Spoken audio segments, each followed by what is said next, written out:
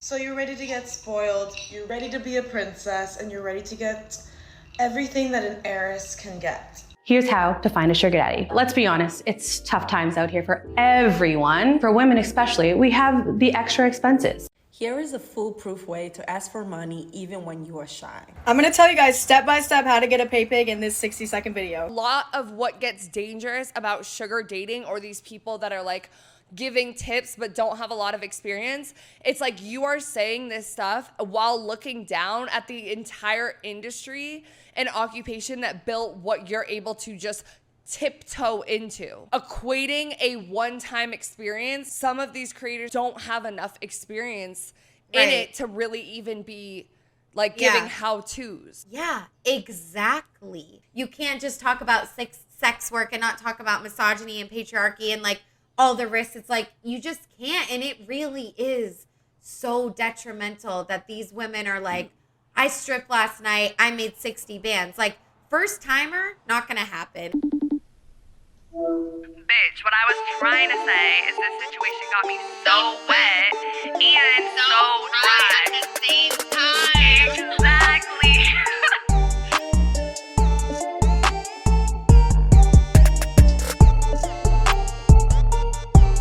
What's up, bitches? Welcome back to another episode of So Wet, So Dry. I am one of your hosts, Autumn. Like this season, I flirt with people online and then never meet up with them, and I work in entertainment. And I'm your other host, Fiji, like the island, like the water. My head is in the clouds, and I work in social media and marketing. If you guys are new to So Wet, So Dry, tuning in for the very first time, what we do is we explore duality through deep diving topics about sex, relationship, and personal identity, all where internet trends and reality collide. We do post polls for every single episode that we do on our Instagram story. So make sure you're following us on Instagram at So Wet, So Dry. The O's are zeros. So you can participate in our polls and submit a story or a thought or a question for the episode, and we will share it like we always do. Whatever you guys are doing right now, whatever platform you are listening to us on, please remember to follow and or subscribe, like the episode, drop a comment. We want to keep the conversation going. We don't know everything. Like, we want to engage with you guys and form communities. So you can also give us a star rating on Amazon, Spotify, Apple. You could do a written review on Apple. Those little minuscule things that take 5 seconds, bitch, make our day. Are you serious, bro? No, that's cute. Let's leave it. Let's leave it. It really makes our day. It would mean so much to us, and join our community of confused pussies. And today we are talking about sugar relationships, the rise in sugar dating, people's experience, the power dynamics, and the impact in our society, specifically having to do with social media and transactional relationships and kind of the rise in that as well. So that's what we're talking about, bitch. Okay. Yes. And we're going to start the episode as we always do, talking about what we're so wet and so dry about in this very moment. But if you guys are tuning in for the very first time and you only really care about the topic for this episode, you can skip ahead to the next timestamp. We will not take it personally, I promise. So I'm so wet, guys, because flights have been booked. Autumn is coming to Revolt World. By the time you guys are listening to this episode, I think she will be in Atlanta. She is touching down.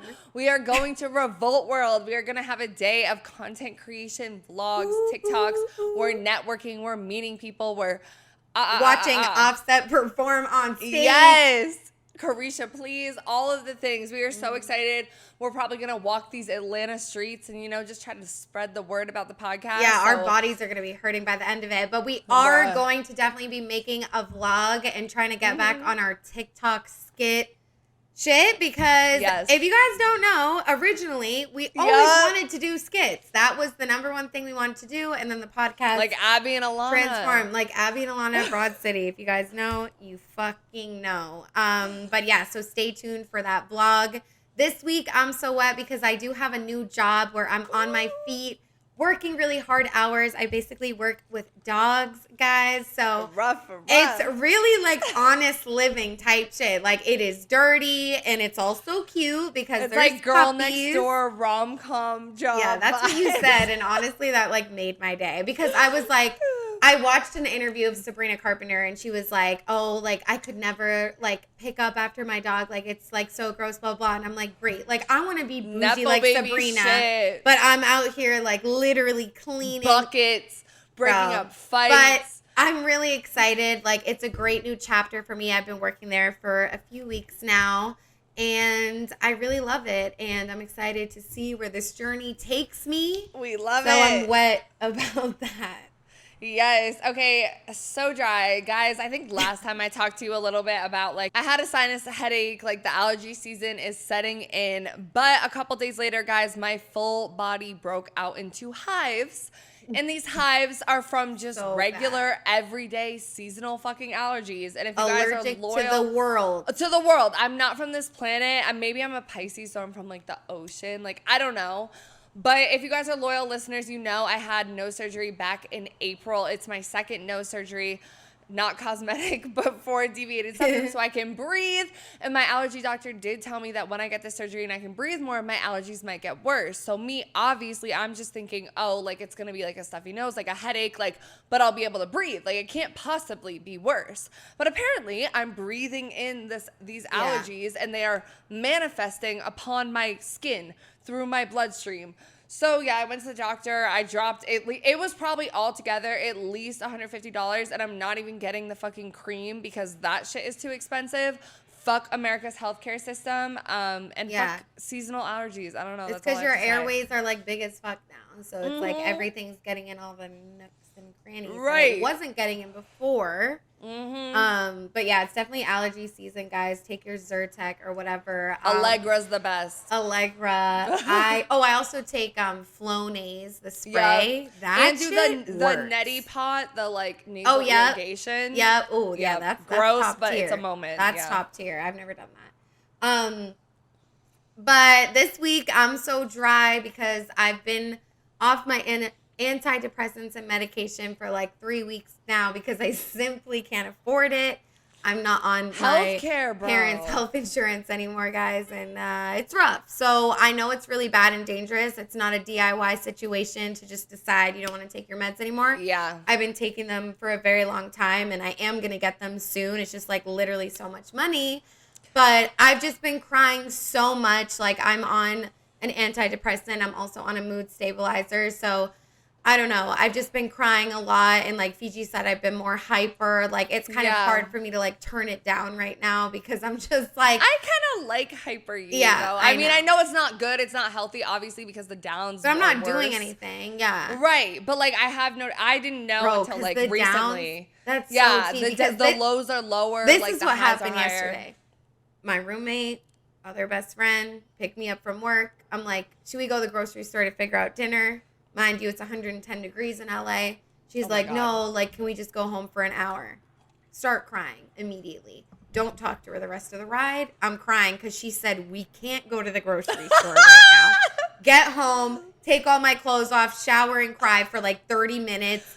Go in my bed, try to sleep because I literally can't stop. Like, exactly, like the lows are low. So that's tea. And it's uncontrollable. Like you can't stop it. You know, like I'm a mess right now, Yeah. you guys. But it's all good. I'm gonna get my meds. Again, definitely don't promote doing what I'm doing. Like it's literally just a. I mean, if get the them. healthcare system was fucking better, you would have them, and it'd be okay. It's not Like, your fault. Thank you, babe. Yeah. Thank you. And on that, we're going to get into the episode. So as I said, we're talking all about sugar dating. If you guys are on TikTok, you know it's a whole thing right now. So we are going to break it down, the stigma, the power dynamics, and also share a lot of experiences.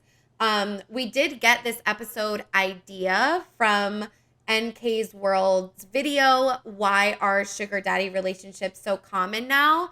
So I just wanted to shout her out. This was the main inspiration for our topic idea, although we didn't pull from her video. Again, probably wouldn't have been doing this if I didn't see her video. It's fantastic. We'll link it below in the sources. Make sure you guys check her out, subscribe, all of that. So as always, we're going to start the episode by defining what indeed a sugar relationship is. Sugar dating, you know, you got sugar babies, sugar mommies, sugar daddies, sugar non-binary people. Everyone under the sun is doing this shit. So, the definition, to put it simply, sugar relationships are based on companionships, intimacy, or other forms of attention in exchange for personal benefit, whether it be financial support, material goods, or professional advancement. Neither Fiji or I have been in this type of relationship, so that's why we are going to be pulling from a lot of people's experiences that have. But if you guys are new here and this is the first episode you're ever listening to, we do want to say that we are past sex workers. We both did stripping, worked at a strip club. I've done OnlyFans, and then we've also done escort-ish stuff in our personal time for money. So it's not, you know, we know what we're talking about when it comes to sex work for the most part, but we have never done anything like this. Long term. And the lines are blurred. You know what I mean? Just like our episode 2 weeks ago about OnlyFans and influencers, it's like the lines are very blurred. Is it escorting? Is it prostitution? What the fuck even is it? But blanket statement definition, like it's a companionship where things are exchanged. You do things that are mutually, quote unquote, hopefully beneficial. So and I do just want to say too, hypergamy. Let me jump in. Hypergamy has been trending the past year or two, like hypergamous relationships, which is a relationship that benefits you to climb up the social ladder kind of thing. People learned about it through like sprinkle, all of that stuff. I learned the word. I have done, like we said, like we've done similar stuff, but like I had never heard of it. So it's like, it's definitely trending. I would say hypergamous relationships can be sugar babies, but you don't have to be a sugar baby to be hypergamous. Like, I don't know. It's all interconnected, like you said. Yeah, it's in the bigger thing is the transactional dating piece. Because at the end of the day, sugar relationships is transactional dating. And it's like we look at conventional relationships, quote unquote, normal everyday relationships, like they're transactional too. So it's like, where's the fucking lines, bitch? Because honestly, I'm thinking about it. It's like, you date him as a straight woman, you date a man, you expect him to pay for everything. Are y'all not, you know what I mean? Like, or like when you fuck your weed man, just because there's love, like that means it's not, you know what? Yeah, exactly. It's like the lines are so blurred right now. And it's definitely trending. And we wanted to ask our audience if you guys have ever engaged in any type of sugar relationships. And 59%, the majority said no. But 32% did say yes, and 9% also said no, but they want to be. They would try it. And we also asked, would you support a loved one who's in a sugar relationship? And 83% said yes, and 17% said no. I feel like our society has this common thing of being like, you know, I wouldn't do it, but it's okay. Everyone live your life. But then when it comes to your sister or your daughter, your best friend, your cousin, all of a sudden it's no, I don't want that for them. So I think it's interesting to, you know, not judge ourselves, but just think critically. Like, you think it's good for the society, but would you support someone else, you know? So I just like to ask myself that, honestly, and when we do a lot of these things. And we 100% both would. Like, anyone that I love, like even my daughter, like someday, like, you know, as long as they have the education. And like, guys, like. And over 18. Right, over 18, all of that. And like, this is not a how-to, but like, we hope that if you are in a sugar relationship or you are considering it, like, we try to provide some sort of like media criticism, some critical analysis, our experiences as past strippers, as past escort experienced sex workers, whatever the fuck you want to call it. Like, do your research. If you're considering this, all I want to say is definitely go to people who are in the environment doing it as well. But like, we want to take a different perspective. You know? This is not the video that's going to tell you how to be a rich sugar baby. Like, we would never make a video like that. We are going to talk about how people make videos like that. But we are more exactly want to criticize it and just break it down, like what exactly is going on. Because we know from being past sex workers that a lot of people in the sex industry are not always honest about what they're actually doing and what they actually see going on around them. And part of that is like, well, you can't blame them. It's like, maybe that's their trauma. They don't want to talk about it. But in turn, it's like you have so many people glamorizing this lifestyle because no one's being honest about the hard shit. And that's something that we've said from day one, that we never want to make someone look at us and be like, oh, like they talked about stripping like it was the time of their lives. Like they say this and that. No, bitch, because it's very a double-edged sword.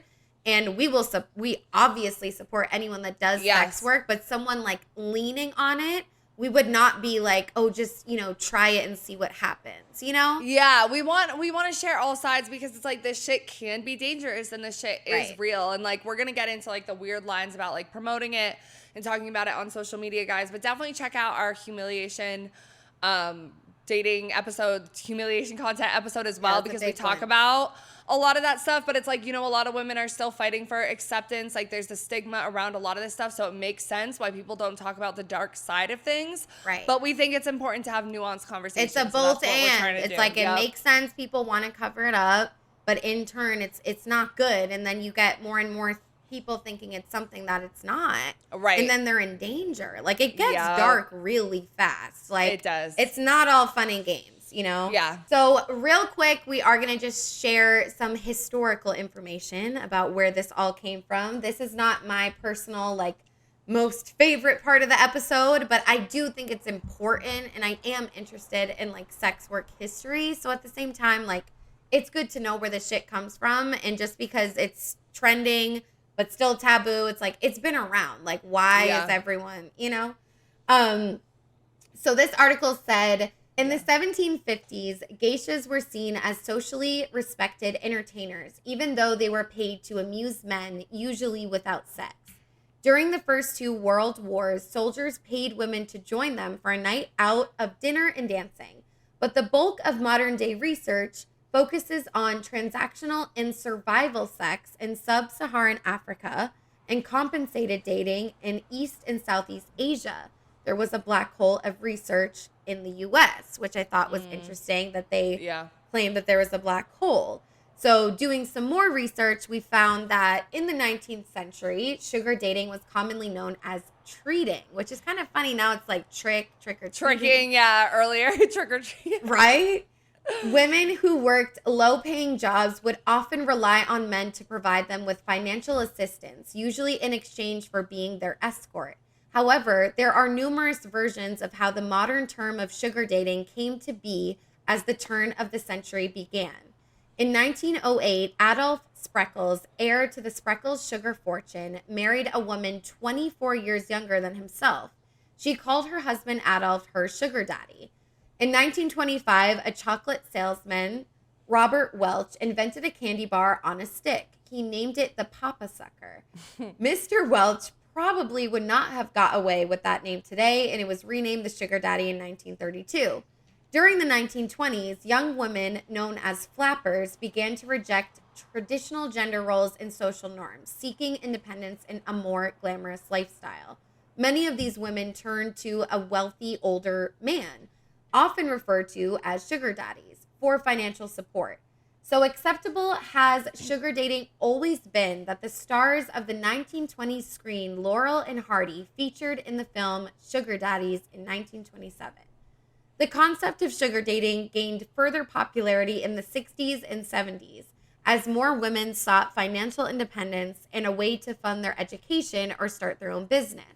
During this time, sugar dating became more socially acceptable, and some women even formed long-term relationships with their sugar daddies. Yeah, this makes a lot of sense because it's like you got to think like in the 60s, 70s, before that, like women could not be in the workforce unless you were like really lower class, like working in factories, like whatever. Right. And that's just white women. Like you got to think about black women as well, like people from other countries, like whatever. So it's like women literally needed to have a man to get a business loan, to get a home. You could not be a single woman just getting a fucking, like I was talking to my Nana and she was telling me like she needed to be married to her husband at the time to get a loan for a house. Like back then, single women could not get a loan just as a woman. You had to have your father sign or a man. And that was, what, 2 generations ago? So it's like, it's always been a thing. And I think we like to, like, you know, look at women as, oh, you're gold diggers. Oh, you're hypergamous. Oh, like whatever. Now, because women, you know, we have access to education. We have access to more jobs and stuff like that. But back then it was like one of the only options, you know? Right. And now it's like you're judged if a man pays your bills. Oh, that's not feminist. Like, right. You know what I mean? But it's like back then it's like it wasn't even a choice for them. Like they literally needed that. And the flapper girls were like such a vibe, honestly. Like I remember like reading about that and like, or like in Great Gatsby. Yeah. Like, and I was like, damn. And burlesque too, like stop. Don't even get me started. We should do an episode about that one day. Ooh, oh my god, that would be a really good one. You love? Isn't that your favorite movie? It is my favorite movie. I remember. It is my favorite movie. Christina Aguilera, you know, guys. Love her. Watch it. But we are going to share some general stats about this because, you know, as we said, it's trending. So yeah. Over 1.3 million people in the United States have embraced sugar dating through platforms like My Sugar Daddy, contributing to a global community of over 7 million members. As traditional relationships evolve, alternative models such as sugar dating, polygamous, and open relationships are gaining traction. Recent studies indicate that many individuals find conventional relationships less fulfilling, prompting a shift towards arrangements that prioritize transparency and mutual benefit. Sugar dating, characterized by clear agreements and open communication, allows both parties to meet their needs and expectations, resulting in satisfying and flexible relationships. I thought it was so interesting that they equated, like, or not equated, but related polygamy, open relationships to sugar dating, because it's like everyone's fed up with quote unquote conventional dating. It's like we're lying to each other, we're using each other for money, for status, whatever the fuck it is. And it's like you look at open relationships, sugar dating, it's like, well, they have boundaries. Sometimes they have contracts. Like everyone knows what's going on. Yeah. And it's mutually beneficial and it's designed to be that way, where quote unquote conventional relationships, a lot of times women feel like they get the short end of the stick. It's not designed for them to be super happy.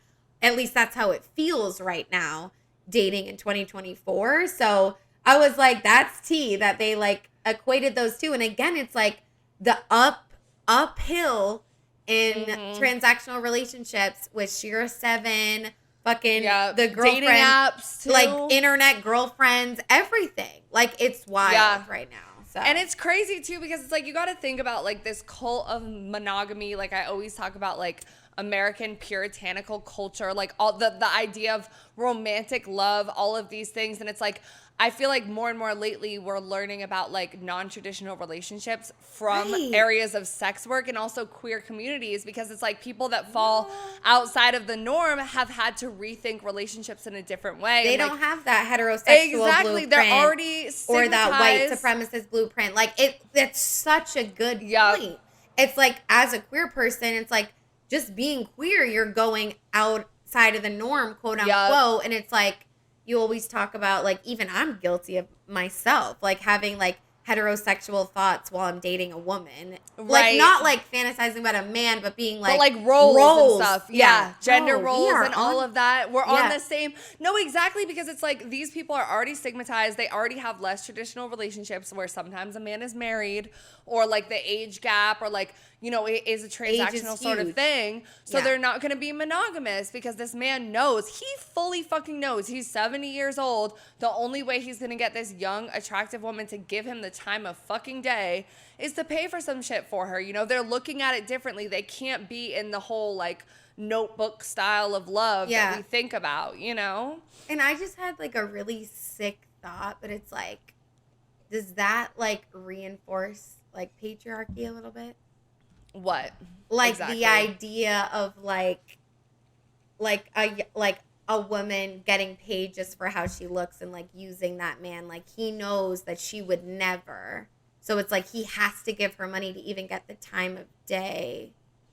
Yeah, I mean, it probably take away that he's old as fuck. Like what if he was like 45? And like, I'm not saying sex work like progresses patriarchy. I think sex work was created in a patriarchal world. Yeah. And I dream of the day where sex work can be more humanized and like more people fucking respect each other more. But that's not the case. Like, but would it even exist? Well, yeah, I don't think it would without patriarchy, because it's like women need these men. They need access to these materials, this benefit that this man is providing, and he wants sex. And it makes me think of like incels, where they're like, oh, women decide, da da da da, whatever. Like, oh, the whole idea of men being providers. It's 100% like these ideas are 100% built on patriarchy. And that's why it's like sometimes, I don't know, like a lot of women will be like, oh, sex work is not feminist because you are like leaning into the patriarchy to like get your bag or whatever. And I feel like we're at a point where it's like, I completely believe dismantle the patriarchy, and it is sad on the man's side and it's also sad on the woman's side in a lot of senses. Yeah. But also I think it should be seen as work, and it should be both ways. I don't know. Right. It's like so crazy because it's like, I don't know, but I stand by, like, I think sex work was created in a patriarchal world. It's not necessarily doing, like, it was already there, you know? Yeah. But I've never thought about it like that before, so it just kind of tweaked me out. But we asked you guys the poll, why indeed do you think sugar dating is so common right now? And 34% of y'all said the economy is trash.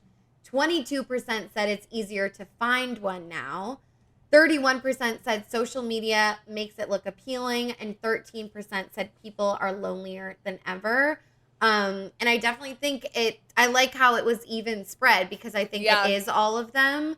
I think the social media one's really up there though, but also the economy is like the root of the problem. Like, we'll learn, but a lot of people get into this shit because they need money, you know? It's work at the end of the day. It's for money. So. Yeah.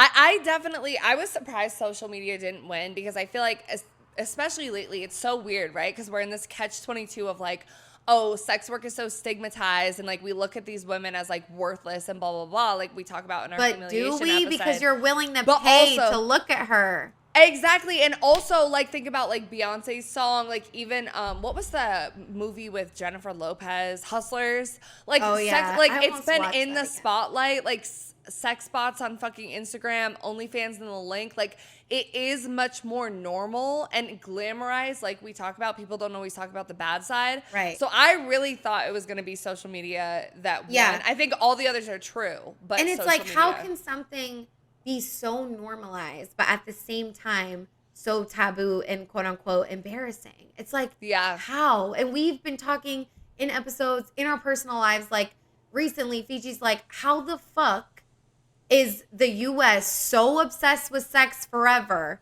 but yet it's like everyone's fucking scared to talk about the thing that like rules everything. Everything. Because we live in this puritanical, crazy culture. Like, guys, like I just went on a whole rant on Instagram, if you follow me. I loved that shit. Because I just got like fucking, follow me on Instagram, guys. So wet. O is a 0. But I'm like, my account can't be shown to other followers because of the memes I post, because of the sexual content. Sometimes it's literally just a picture of me.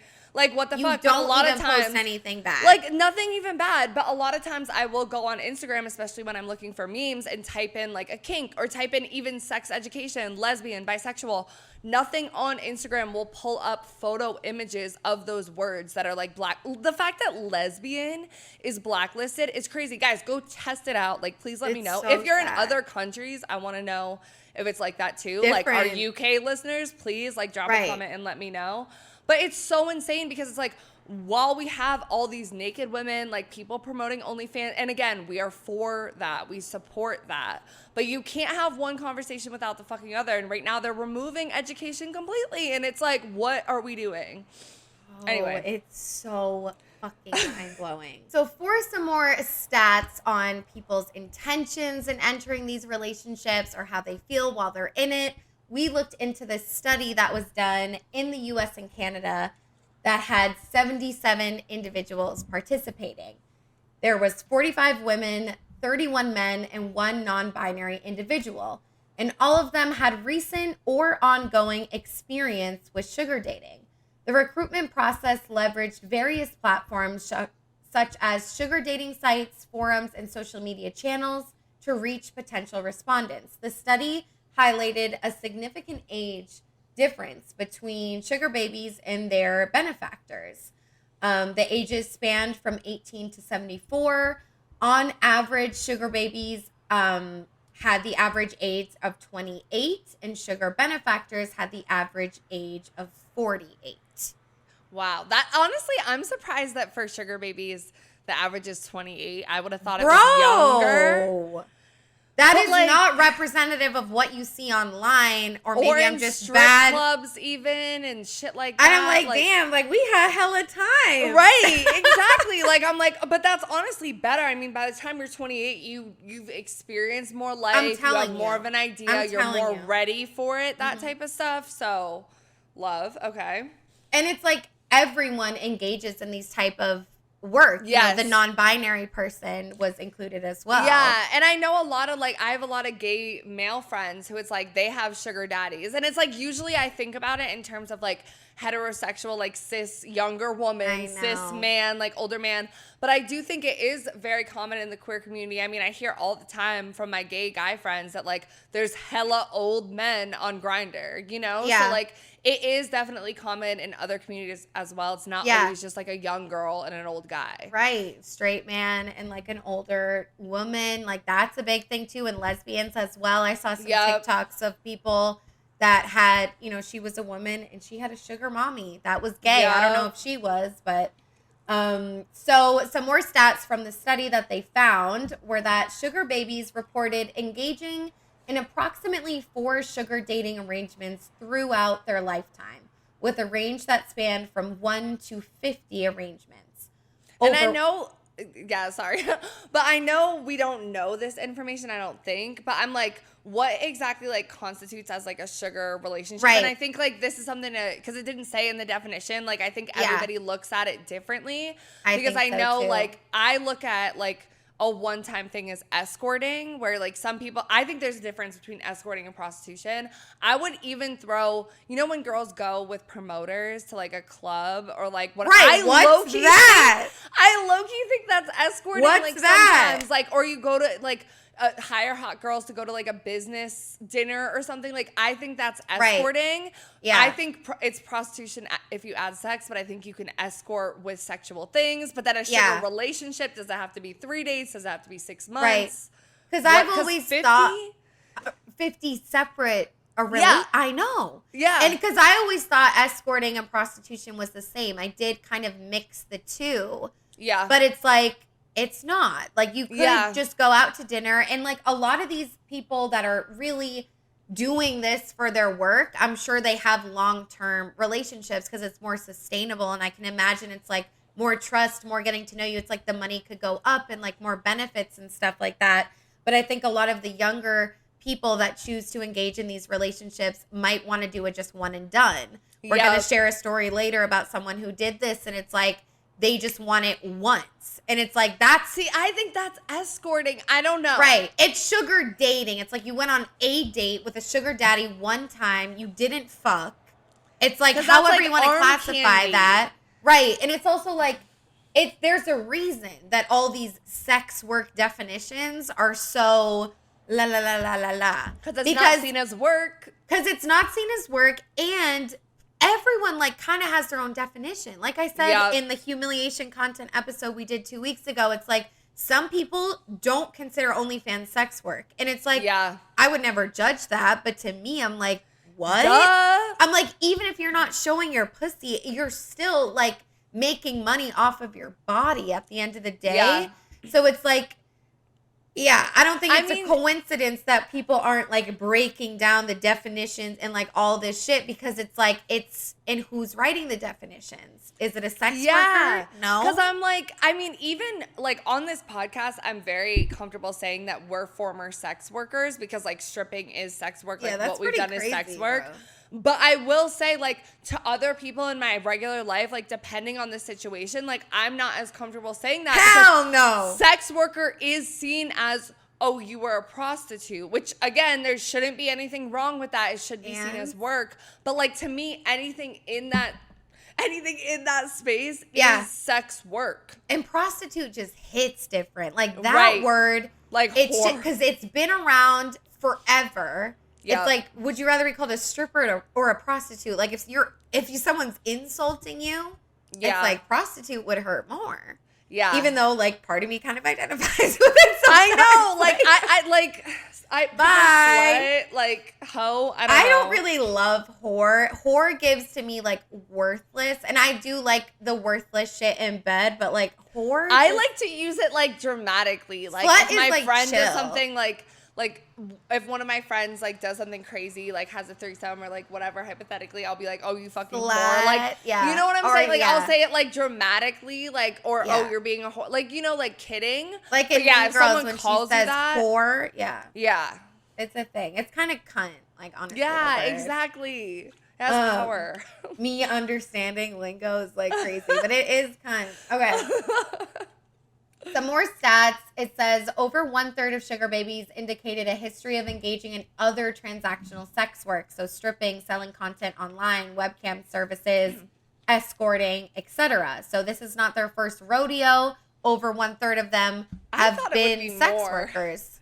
Right. thought it'd be That like seems 2/3. small. Because where do you meet them? I mean, I had joined Seeking Arrangements like way back in college. I think I joined it in high school, guys. Like, I don't know. Yeah, I've always that's been crazy. interested in this shit. Like, I think I was probably like 15 or 16 the first time Yeah. I joined Right. Seeking But Arrangements. save I that. mean, We're no going to get luck. into it. Okay, We're going to okay, get into it. yeah. So save that because it's like that is when like so many people do it. And it's like you're at this, you're young. Like that site, it's called Seeking now also. They got rid of the arrangements. I'm Okay, like, same okay. thing. I always thought it sounded like edible arrangements. I don't know. Oh, I love that store. Me Like too. with the fruit and shit. Okay. Yeah, chocolate. Sugar benefactors reported a slightly higher average number of arrangements, with an average of over 6 arrangements, highlighting a potentially greater propensity among benefactors to engage in multiple or sequential sugar dating relationships. So for the sugar daddies, mommies, it was 6 arrangements. Sugar babies, on average, it was 4. So kind of similar, honestly. Yeah. The majority of sugar benefactors reported histories of paying for sexual activities, whether nightclubs, online webcam, shit like that. So sugar babies, a lot of them have done other sex work thing, and same with the benefactors. This is not their first time paying for that sort of thing. And that's, I mean, I think we've talked about it in terms of like us being strippers and like sex workers, whatever, like it being addicting, the style of work, but it's also addicting for the benefactors as well, the daddies. Like a lot of them, like I know what clients we've had at the strip club, one in particular, he used to be an alcoholic, he used to be addicted to drugs, and he told me like, I am addicted to this shit. Like this is what I need to go to. He was a lawyer. He was like, this is what I need to have in my life. Like I know it's a problem, but like, I'm here. You know what I'm Right. saying? Yeah, I know. And it's like, and then we're telling the same thing. We're addicted too. Why do you think we're here prancing around? And that's the thing, the bad side of it, because I mean, I just thought of this too, guys. Like, I don't know, like maybe it goes in a different place in the episode, but like back when I was like in college, like me and Autumn went to college together, but like Autumn was in LA at the time, and I was doing this like performing like arts class. Right. And me So and her cool had and scary to do that. Oh my, I had gotten naked in that class before. Like we did like really interesting, like when else in your life are you going to just like go in front of your class and do like these weird performance pieces? But I had done, Right. my first piece was like, I wrote a poem and like I talked about how I had been stripping and like whatever. So like people in my class knew. And like the college that we went to, it was like a pretty safe space. Like it was like comfortable, like I felt fine, like whatever. But I do remember, As white women, we felt. yeah, definitely as white women. Yeah, I was thinking about that shit the other day. Yeah, I Anyways. mean, very privileged, like fucking 100%. But like, I do still feel like even though it was a safe space in a lot of senses about like your identity and like whatever, like there It was was. a very big income bracket between Bruh. people, like classism was a thing. And I do remember feeling like from the second I got to that school that like, oh, I like, was I'm poor. not one of you. But Yeah, we like, I'm were poor as at fuck. Emerson, which But is we were- like so one we of the were most still- expensive schools, and we Yeah. felt that way. Like people were rich. Like their parents were working in the fucking industry in bitch. Hollywood. Like they were Nepo babies, like all that shit. And I remember feeling like, because both of us, like all through college, were waitressing, we were stripping, like we were not like doing anything for like money. we were doing anything for fucking money. So like I remember like I always had, I think, a little bit of a complex about feeling poor like around these people, and we weren't. Like my family was not like struggling. Yeah, like, you know what I'm saying? Because you spent more time with those people than I did, because like you were friends with them for a whole year before I even like, you know, joined the squad. And like I like what bro, and I remember we would go out to dinners with them, and we would always be like, oh, it's gonna be like 200 each, like, and then they would be and then mad. we wouldn't speak up though. Like, why wouldn't we say, oh, they I'll would just take get a salad, one bite of an appetizer, and then be like, and then they would be like, oh, we need to split the bill, like everybody. And I'm like, you ordered this appetizer, and I'm like, I ate this one taco because I thought you were paying for that it. Like, was you're crazy. rich, like. Shit was actually fucking insane. But like, anyway, so like I did this performance about stripping, like whatever. And this girl, like, guys, like she was like very artsy, like very sweet, like very naive, like I think. And I think maybe, I don't know if she came from a richer background or what her situation was, but like she was not working in the environments or had the experience that I did. And she told me, like a couple weeks after this performance, she like came up to me and she was like, oh, like your thing was like so interesting, and like I downloaded Seeking Arrangements. Weird. And like I went on a date to a hotel with a sugar daddy, and she was like, he ate my pussy or something, like whatever. And she was like, she was like kind of like proud to tell me. Like she was like excited to tell me because she thought it was like a bond between us, but then she was also like, it was weird, and like I could tell it made her uncomfortable, and it was low-key traumatic.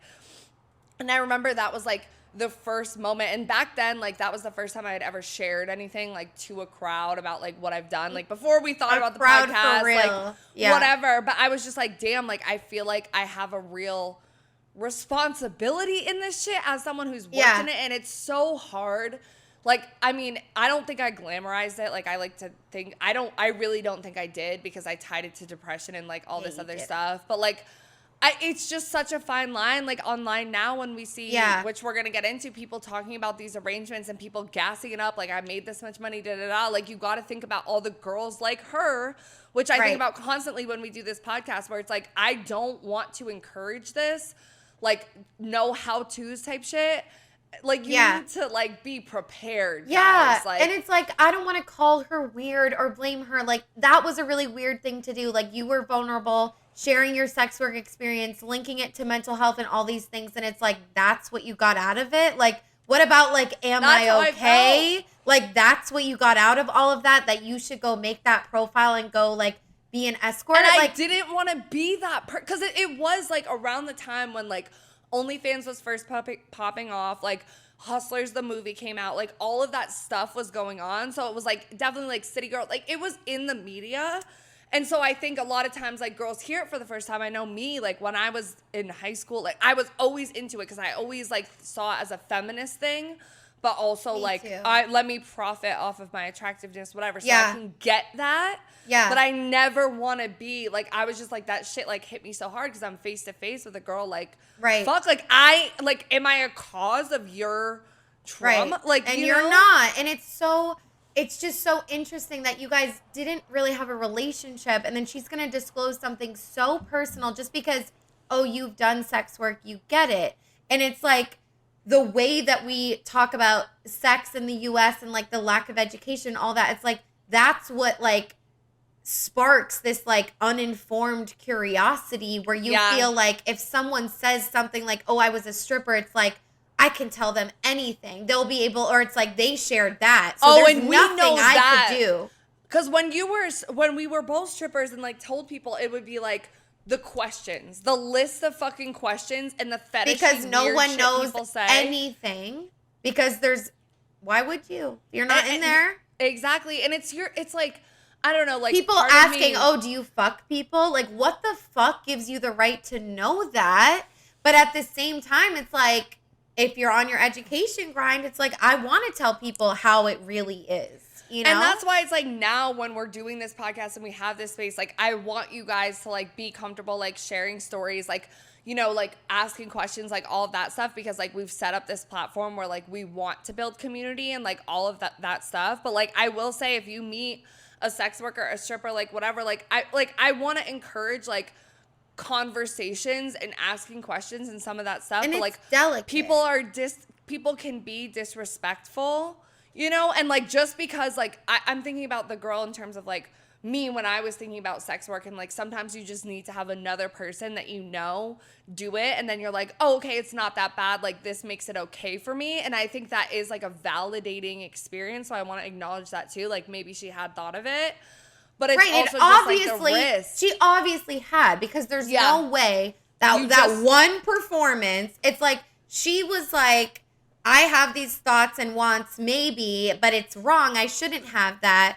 And then looks at you, that's someone that is confident enough to get up there, talk about all this shit. She's like, what am I doing? Like, I need to go do the thing. But it's just like the way that she wanted to relate to you. It's like, but you weren't doing seeking arrangements. And I wouldn't have like done, you were dancing on stage. And I remember like, saying to her kind of like, I've never oh my done God, like, that. I don't do that. Like, and that's it like, gets so muddled, like how you were saying, like, or maybe you the blurred lines. The blurred lines did, or whatever. Yeah, you did say that. Because it's like, I don't know, like, because it's not like an actual job and like whatever. Yeah, but going off of that and like talking about the physical safety, it's like this girl really, like, that's so dangerous to just like go do that without knowing anything, you know? So, and the sugar babies did. They expressed worries about physical safety and coercion while in that study. And that they needed to take serious precautions, especially in the early stages. You don't know this person. But benefactors were concerned about exploitation and the impact on their reputation, indicating the social stigma still attached to sugar dating. It's like, these guys have money. A lot of them are high profile. They don't want to get that out either. You know, that's embarrassing too. Right. Yeah, because it's like women, if you're going out, I mean, think about it. If you go out to dinner with like a much older guy, you're going to get stares, you're going to get looks, like all that stuff. Like it's stigmatized for her, but then also him if he has like a high status. And it's just like, I mean, it does make me like sad a little bit. And this is just our whole journey, right? And like understanding men and caring for them more and realizing how the patriarchy affects them as well. Because before, when I was stripping, I'm like, fuck how they feel. I don't give a fuck about their feelings. Okay, they're addicted to this shit. I don't care. But it is like sad when you think about how like a lot of them really just want like an intimate connection with a human being, like a woman, and they're like, it's like a damn. woman. I know. And it's like, they're willing to pay for it. They're willing to pay a lot for it. And that's why it's always like, we know like men are more privileged, but it's like, are they? Because women can get men to do like, you know what I mean? Like, but that's men cannot get women to do that in the same way. And that's what we're going to get into in the dynamic. Because also it's like, that's incel ideology and culture, right? Like women are the power because of sex. But it's like this weird line because it's like, I don't know. It's like the way they talk about it is like, no, but like what we said, it's like, it's different. It's like because I'm joking. It's like, obviously we don't. Like things like, I know we say the pay gap, it's closing, but it's like things like numbers like that. You can say, and respect. No, men are, exactly. But it's like, I'm like, it's crazy the way that these men will just give out so much money to just look at someone and do all sorts of things, you know?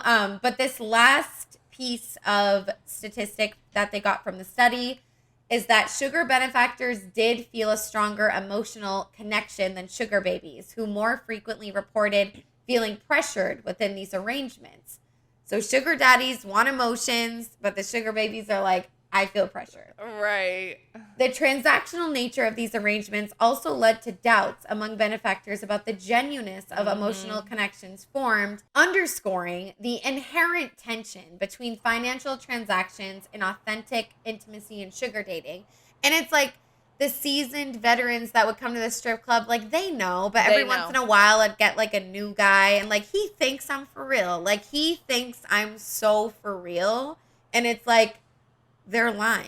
Like, they're But lying. even if they know, like, think about, like, I know. situationships. Like, you fucking know this man's not going to settle down. Like, you know, whatever. But Shut you're up, still bro. in that Shut shit, up. like, hoping. And I Chill. feel like that's low-key a lot of these fucking sugar daddies. No, because, that like, is also, so like, true. They're hoping.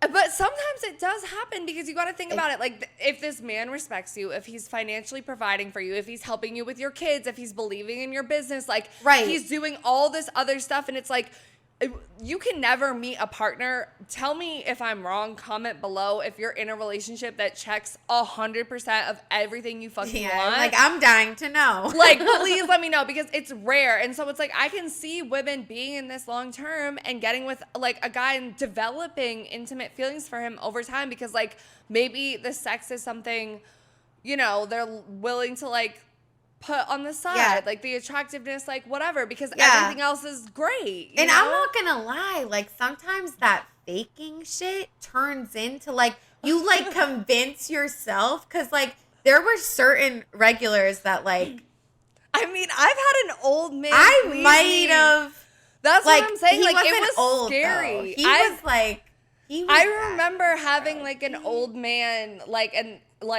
and kind of fucking tweaking out about it after, because I'm like, this man is old as fuck, but like he touched me in a way that I was like turned on and like It's fucked like with a it. kink. It's like so forbidden. It's like Yeah. I know I fuck with the older guys for real.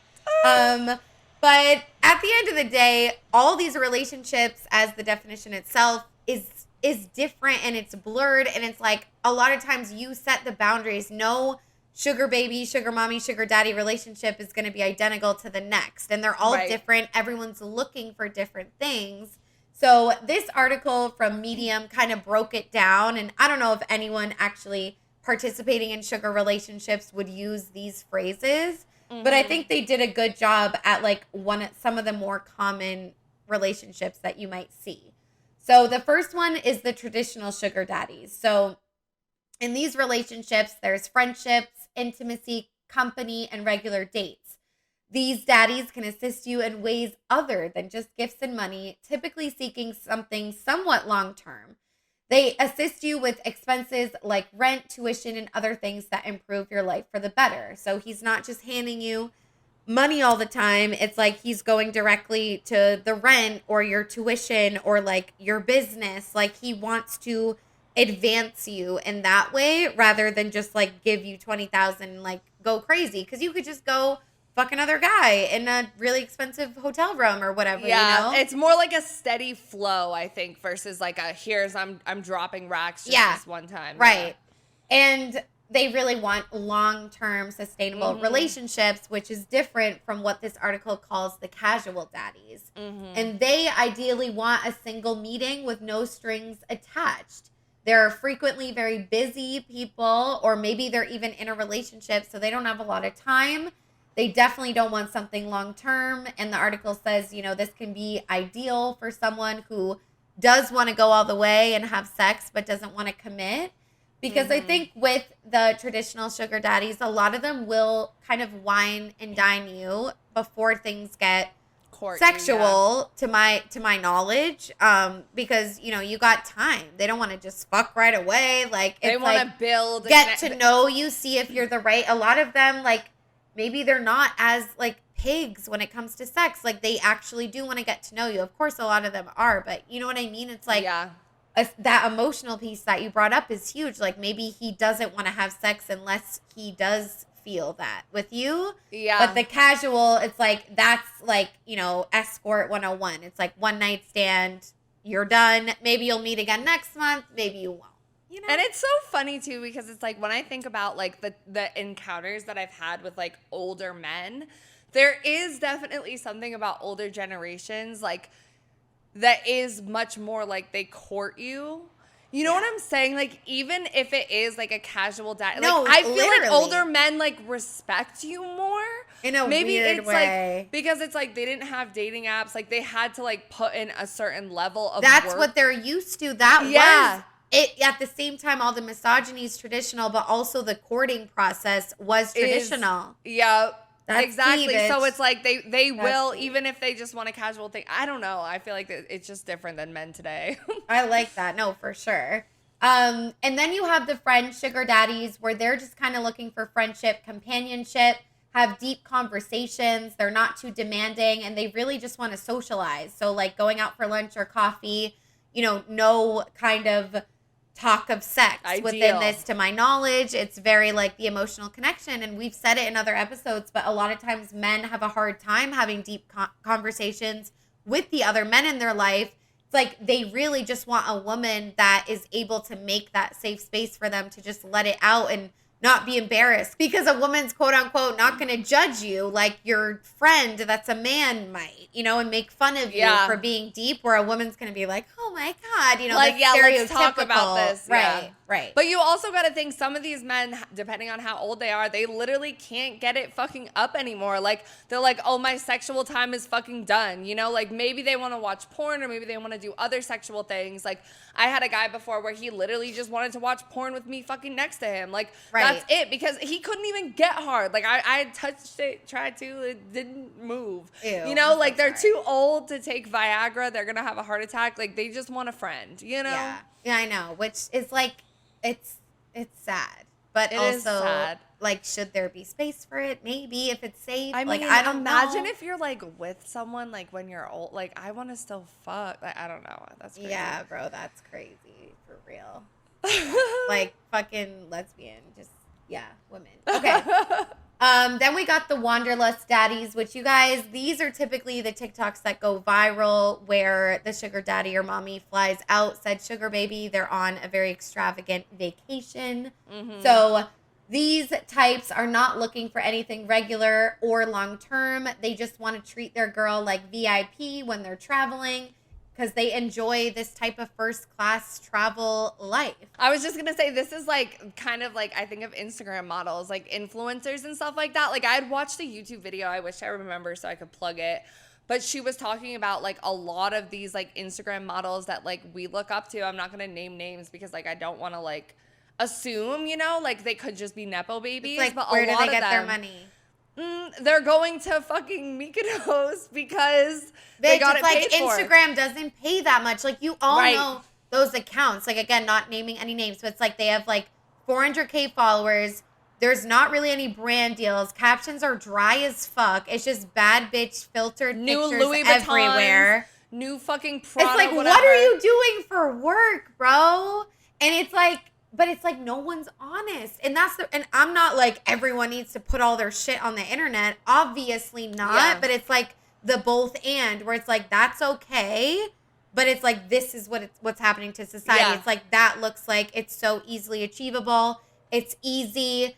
You know, she got it. Who knows? We don't even really know what she's doing to get that money. And we never will, which is cool. But like, it makes people it'd be cool if people could be honest. Yeah. Sometimes, one of that, like one person. And like, we're trying to be a voices that are, you know, more honest about sex work than of which, in whatever way we feel comfortable. Yeah. So the last type the article mentioned was the mentor sugar daddy. And basically, a lot of times these men are like CEOs, top fucking dogs, managers, and they're essentially just want to like help you, give you business advice, and like essentially mansplaining. And a lot of times they are the ones that really want to pay for you to start that business, to get that degree. They want to, it's like their kink maybe, to improve your life in a career focus or education focus.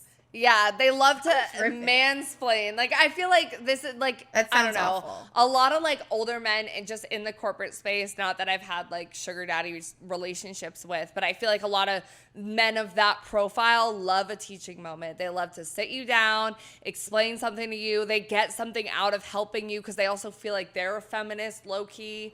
You know, like it's all like false, but like men love to teach women things. Right. But I do know like that's also, a kink within itself, maybe. It 100% is like, oh, like I'm teaching you, like I'm building you, I like put whatever. you on. That was all me. Yeah. Like but I thought of like when I used to waitress, there was this couple that would come in all the time. This guy was rich as fuck. He had a business in Atlanta. I'm not gonna say what it is because people might fucking know him because he'd be out and about. Like if you work in restaurants, you fucking know this man. Yeah, he had a wife. No, because he would be in there like he was a fucking regular. He would be in there with his wife sometimes. and his kids, and then sometimes he would be in there with his little sugar baby, and she was young, guys. Like, I want to Always say, one like, girl. yeah, one girl. I mean, he would have others, but there was like one consistent one, and she was like 18, like 19. Like, she was young, because I remember I was probably like 22, 23 at the time, and she was younger than me. But she had a lash business. He paid for her whole equipment, everything, got her like a fucking studio office for her to do lashes out of, like paid for her school, like her certifications, fucking everything. And I'm like, sounds like a setup to me. I don't know. But she was definitely, I will say, she was definitely, there was sex involved. And I know for a fact, because he was known to try to solicit sex from all of the girls that worked. And he had asked me, like, I remember he would always tip so well. And one time he was like, oh, meet me in the parking lot. And I met him in the parking lot. I already knew from all the other girls what the fucking situation was. He's going to ask you to suck his dick, or he's going to ask you to come over, and then he's going to buy you new shoes, or he's going to give you money. And I went out and I was like, oh no, I'm not going to do that. He still gave me like $100 or something like that, just for like going out there. But like, we always knew whenever the new girls started at the restaurant and they came in with like a new bag or shoes, we're like, oh, she went with what like, it was a thing, you know? That's crazy. He was a real That's a next sugar level daddy. regular. Yep. Okay, so now we're going to go in on the power dynamics of sugar relationships, because honestly, there's a lot to talk about here. Yeah. So feel free to say whatever you want, babe. Okay. We're gonna I just might go stop through. you, interrupt. Yeah. You know? So this brief quote says, while in a conventional relationship, the balance of power can perilously tilt if a powerful older man is constantly the giver and a naive young woman always the receiver.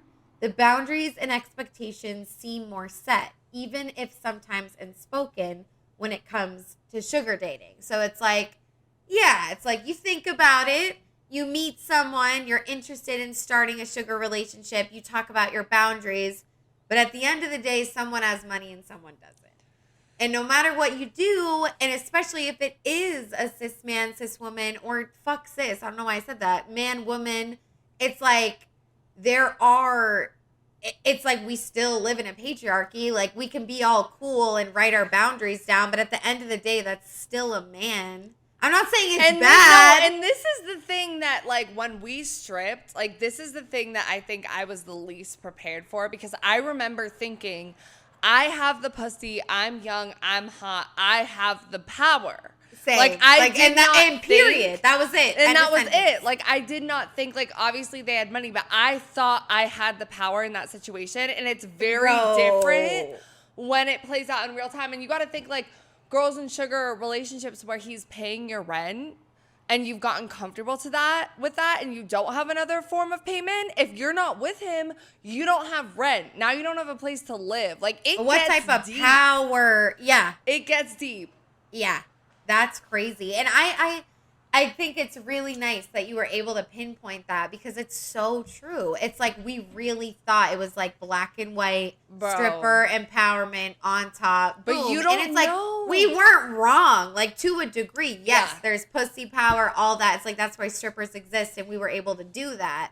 But it's like, that's not the end of the state. Yeah, because you can say no and you can do all of that, and there's security in place. Like, I'm talking about the strip club. And, like, obviously in a sugar daddy relationship, I haven't been in one, but I can assume, like, there is a give and take. It's not just transactional, because he wants something from you as well. Like, it is like a back and forth, but just knowing But from my he'll still have a house if y'all break up. Right. And knowing from our experience in the strip club too, like, once you're in that environment and you get, like, the reward of money, or, like, the reward of, like, a new expensive thing, the reward of dinner, like, you're kind of being not groomed. I don't know what the word is, but you're being trained. Low key, you're being like manipulated in a sense, and it's like just receiving all of this money and wealth and like elite VIP private jet situations. It's like, maybe you like really start to feel sad. Maybe you really don't want to do this anymore, but it's like,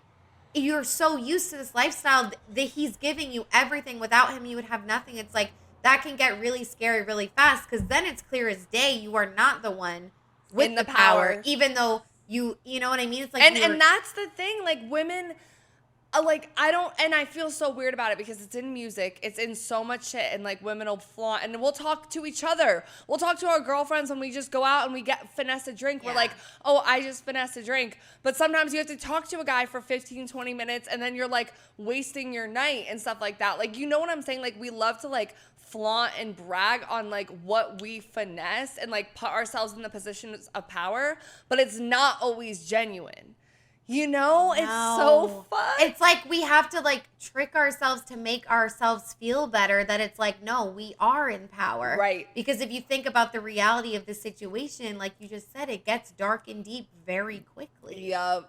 Like, it's actually terrifying. Like, I miss when we used to think that. When we were naive as fuck. Like, yes, we got hurt later because of that mindset, but it's like in the moment, I really felt on top of the world. And now it's like, I'll never feel that way again because it's like, I feel like I know the truth, quote unquote, which there's so much that we have yet to discover and it's never ending. And I feel like it's just going to get worse. Yep. So the article that we read that did the study with the Canadian and US sugar dating people found some stuff on power dynamics as well. So they said, prior research on sugar dating has predominantly focused on its differentiation from traditional sex work or on public perceptions of entering into such arrangements. However, there has been a noticeable gap in understanding the experiences and perspectives of the individuals involved in these relationships, as well as the dynamics of power and negotiation within these relationships. And that comes down to, you know, maybe it's traumatic, it's your sex life, you don't want to talk about it, it's embarrassing, it's taboo, so no one fucking knows anything. There's only so much research if no one's willing to talk. And the negotiation is huge. Like, right. But the negotiation is huge. Like, you think about, like, oh, it's so awkward when you're, like, working a corporate job to ask for a raise or anything like that. In these relationships, though, it's very much like, oh, no, give me more. Oh, no, do this. The negotiation is constant. And sometimes you're going to have your walls broken down. Like, right. 1,000%. More from that article. They said the widely promoted view that having a sugar daddy provides a solution to financial difficulties or a type of protection from the perils of dating these days was something I frequently heard from my peers. But there is so little research that actually examined sugar dating. It made researchers in our lab, Sex Meets Relationships, wonder what sugar arrangements really entail, how they work, and whether there are risks associated with engaging in age-disparate relationships that involve transactions for intimacy and sex. Tea, bitch. More from that article says, we had initially hypothesized that the older partner, the sugar daddy, mommy, or benefactor, would report having more power in the relationship by nature of their age, financial position, and their gender, typically older cisgender men. Although we acknowledge the contribution of finances in determining power, our findings revealed that physical appearance and compensation also uniquely shape perceived power and agency in the context of sugar dating. That is, sugar babies, typically young cisgender women, often derive a strong sense of empowerment from feeling desired, valuable, and sexy, and receiving compensation for that.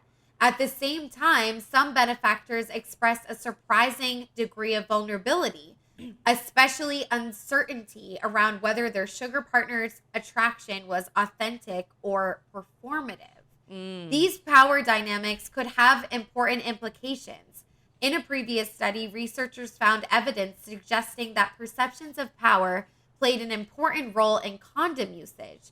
In particular, sugar babies who felt they had more power in their relationship reported more consistent condom use compared to those who felt their sugar daddy had more power. And it's like exactly like it's both, because it's like sometimes you're going to have a situation where the sugar benefactor has more power. They're paying the bills. The sugar baby is completely reliant on them financially, can't say no to certain things because they have to feed their kids. They have to meet their bills, all of this stuff. But in other situations, you have a very old sugar daddy, sugar benefactor who is like maybe like not as strong physically and stuff like that too, where like you have a young hot girl that is mentally quicker and finessing in certain senses. And it's like we all want to think, like we all want the ideal of that scenario, which it can be sad on both sides in a lot of senses, because it's like, damn, like this person is addicted or has like, they clearly have emotional issues or something, you know, it can get weird and manipulative.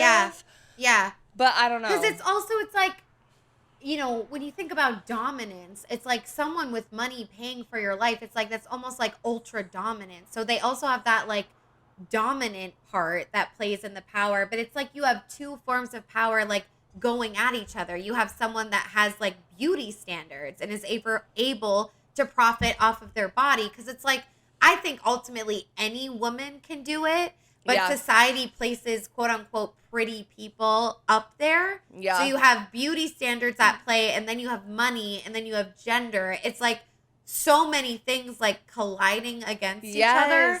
So it's really just like confusing, but it's like they did kind of validate, you know, our experience of being like we just said, like we felt so empowered at the strip club, and it's like women are feeling empowered, but it's not the end of the story. And then it was like, I was just gonna say it's a different type of like privilege and power, right? Because it's like, as a woman that's conventionally attractive, both of us know like the things that have gotten us in certain senses, like, oh, you're gonna get a free drink, a free dessert, people are gonna treat you really nicely, open doors for you, do this type of stuff, versus an old ass crippled man that's like, you know, forgotten by society in certain senses. I mean, he's still a man, so like the types of like respect and like the gender violence is different, like, you know, like it's so different, but like in certain situations, depending on where you are, the power dynamics are weird.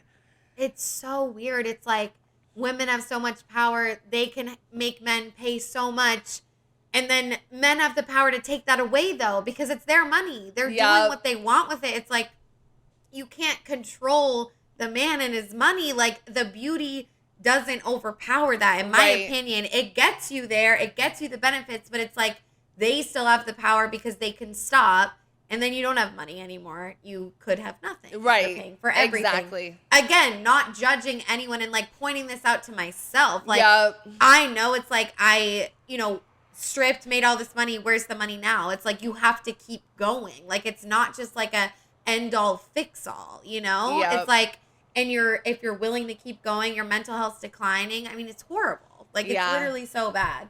But it's like those are the power balancing at play going on. You know what I mean? Yeah.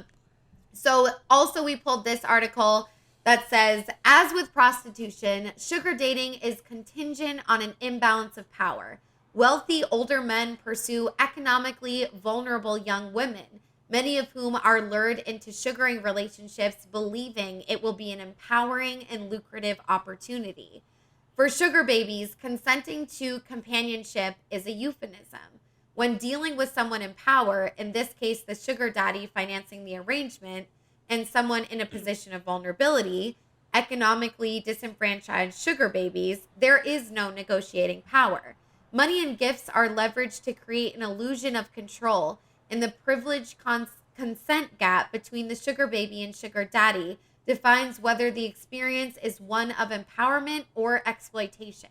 The transactional nature of sugaring normalizes the exchange of money for paid sex, grooming vulnerable individuals to enter prostitution. It's like, I don't really know how I feel about it, because it's like you could make that argument for all sex work. Is it empowering or is it exploitation? Why do so many people quit it? Why do so many people regret it if they do? That's not a stat that I know. But it's like, it's like looking at it like exploitation. It's like we were actively exploiting ourselves. It's like, why is that so bad though? Maybe. I don't know. I'm trying because to it's also like, I mean, if you have this talent, or if you have this like, because I've always felt like I'm someone that's like good at talking to people, I'm good at flirting, I'm good at whatever. So it's like, to me, I'm exercising this thing that I'm good at when I was finessing men, where it's like, you know, like there's some like whatever in that. I don't think it's constantly just me being taken advantage of. Right. But when we were reading It's this, a both and. It's a both and, but it also made me think of like that documentary that I had watched. I wish I could remember the name and what episode we referenced it in, but it was about trans sex workers, and I think it was just in Atlanta. But they were talking about like some of these relationships. They were like trad guys that were closeted or like whatever. And like they were talking about how like beneficial these relationships were and how deep and how intimate sometimes, but also the different dynamics. And they were Black trans sex workers that were in this documentary as well. So like they're facing things on the aspect of their gender, on the aspect of their sexuality, on the aspect of their race and all of that stuff. And so it's like it's easier for the dynamics of power to get, like if you have a white man and a Black woman or a Black trans woman, like those dynamics can be so like iffy in terms of power. So it's like I don't know. Like I think a lot of sugar babies, we want to look at it, or sex workers in general, you want to look at it from a place of power. It is almost necessary that you do for your mental health, but exploitation and also what you need, because a lot of the trans sex workers were saying like they don't necessarily want to do this, but there's not many job options, or there's not much else, you know? So like it's something that they have to do. Right. So it's like, and the intersectionality of it is also important, because it's like we look at it, it's like we, you know, profit off of like white men looking at our bodies. For it's like for a person of color, it's like not only is that a man, but it's also a white man. It has that extra layer that we could never speak to, but it's there. And it's like, honestly, when I think of the sugar baby, sugar daddy, like I do think of like a white man, white girl, but also like a white man with a woman of color. Like that is also like, and that's what traditional, is stereotyped and known. Because it's like that's more taboo, interracial. Like that goes back in time when it's like people weren't comfortable with that either, like let alone. So it's just like, dude, it's so layered, and like the empowerment that women feel from that is so real. Like I've felt it, we felt it. It's confusing, it feels good, it's frustrating, it's so many things, and it's like I just don't want to be like, oh, it's exploitative or it's empowering. Like it's both. It depends on the guy. Because we always want to pick, though. It's always like they say on the whatever podcast, like, but why do you know what I mean? Like it's empowering, but it's like, why do they have to like make that distinction? Like it's impossible that it's empowering. How could that be empowering? It depends on the relationship. It depends on the dynamic. Yeah. It depends on the day, on the time, the client, the move you're doing. Like I've definitely felt objectified for sure. 100%. But it's like I've also felt really good. And I'm sure these relationships, you're having deep conversations about the world. It's like that could feel good too, just without even sex involved, you know? Okay, so now we're going to get into the seeking site, previously known as seeking arrangement. So we're going to talk about who started it. We're going to define it. And then we're going to talk about our minor experiences. Like I'm same as you. Like I made it in college, whatever. Yeah. But first, just in case you don't know, we're going to define what it is. Well, actually, first we're going to talk about who created it. Because I had no idea who created it, why they created it. So let's watch this YouTube clip. And one man is capitalizing on that desire. Here, if you don't mind, I'm just gonna... Seeking Arrangement founder, Brandon Wade. Okay. Why did you start Seeking Arrangements? I was just having so much difficulties with my dating life. I would try the normal dating websites, and I realized it was really difficult for me to stand out. And that's when I remember something that my mom told me when I was growing up, being the nerdy boy that I was. She said, just study hard, focus on your school, and someday when you're successful, you can really use your success and generosity to turn your dating game around. So you started Seeking Arrangement because you were having difficulty with your dating life? That's absolutely right. I mean, Brandon, you're a very nice, smart guy. Isn't that enough? Apparently not. On most dating sites, unfortunately, there's no way for your intellect or perhaps your success to shine through. Brandon set out to change that. In 2006, he launched Seeking Arrangement. Today, it's the most successful in a crop of sugar dating domains. The site also throws parties where babies and daddies can mingle and wear a mask if they want to go incognito. Is there a typical profile on seeking arrangement? The average sugar baby is 27, typically has a college degree or is going to college. The average guy is 40 years old. He makes $250,000 or more every single year. What percentage of sugar daddies are married? Roughly 40% are married. They're essentially trying to find mistresses. I would say so. They're looking for a relationship elsewhere to spice up their life.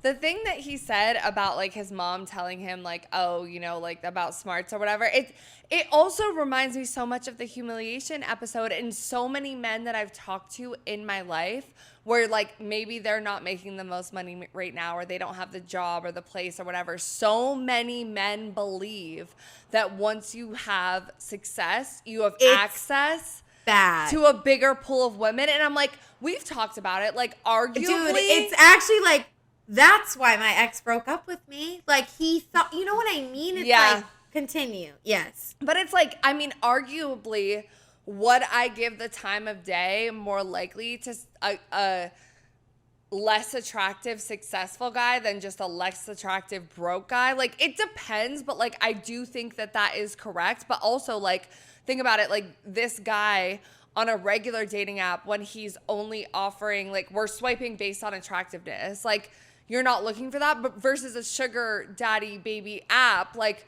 you're going on there because you want a specific thing in return. You're not caring about the looks and like whatever as much. But then the guys also, like, I would argue that sugar daddies and sugar benefactors are exploiting themselves in a lot of ways. And that's why they're embarrassed, and that's where they wear a fucking mask to the party. And it's like, it's really not about like conventional beauty, because it's like, this is a space like all rules are off base. It's like, you already are quote unquote embarrassed you're doing it. So why be embarrassed? Like, if you like a type of woman that's not society's type of woman, it's like, who gives a fuck? Like, this is your time. You know what I mean? And it's like his mom, the owner of the site's mom, saying, you know, you just have to work really hard. It's like, you'll find an amazing woman. It's like, no, you have to work really hard and make money. Or it's like, and you'll find an amazing woman. It's not like you have to work hard to get that woman. And it's like, I want everyone to work hard. I don't want a broke person. But I'm like, is there truth to that? Because I feel like that is such a commonly held belief among men. And I'm like, it is 100% patriarchy, right? Because a man's value is not in his soul, his mind, his heart. It's not in who he is as a person. He's not valuable unless he's providing. Against that. Right. Yeah, but it's so, I'm like, I think it's a patriarchy belief. Like, I don't think that that's true, because I think about all the men I've loved in my life. None of them were successful. You also like the struggle, bitch. Yeah. Like, and I do too. Like, I honestly, it's like, I don't want someone that's like fucking perfect. Yeah. Like, has, you know, it's like, I am attracted to people that have been through shit, maybe aren't super well off. It's like, they have to try harder. Like, that shit's attractive to me. Yeah. But it's like, you know, we're like, most bitches I don't. know, especially now with But if there was like an ugly rich guy and like a super broke, like penniless, but he was hot, I would go for the hot one. Same. I would, especially like if he was an artist. 1000%. If he was an artist. If he was like, dude. I love a project anyway. But would you rather be with an ugly person that's loyal? Or no, a broke person that's loyal, or a cheater with money? A broke person that's loyal. Okay.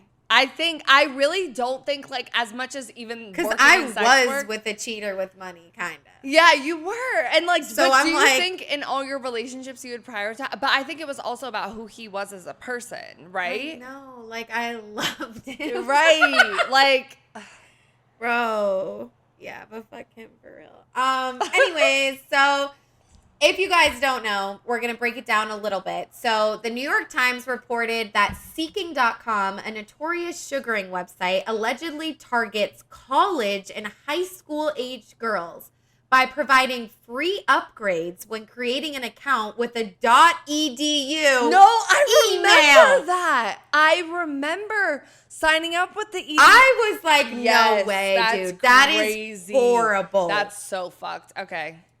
The result? In 2020, the top occupation of sugar babies on Seeking.com was listed as student, 2.48 million of whom are based in the US, and a third of whom use that money specifically for tuition. So let's just talk about it now. So like, I remember like I was in my dorm room with my roommate, and we were like kind of on some like anti-Emerson shit. Like we went to Emerson College, Fiji and I.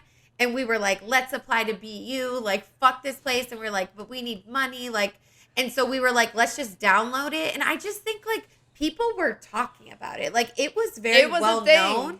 And it freaked me out. Like I downloaded it, put in some fake shit. And I was like, this is fucking weird. It was giving scam to me. Yes. And I still don't like, maybe it works. I mean, they have these parties. I don't know. But it's like, it's very scam-like. And I remember just being like, this is terrifying. Like, I'm not sending my foot. Like, it was a lot of feet stuff I was seeing. Yes. So, it was a lot of, like, I never met like, up with anyone. Nude, sex stuff. Yeah, same. Yeah, I can't believe that I signed up in high school. Like, it's actually crazy. Like, why did I always have an obsession with prostitution and sex work? Like, I feel like, I don't know what the fuck that was, but that was unsafe. But, yeah, I signed up in college, too.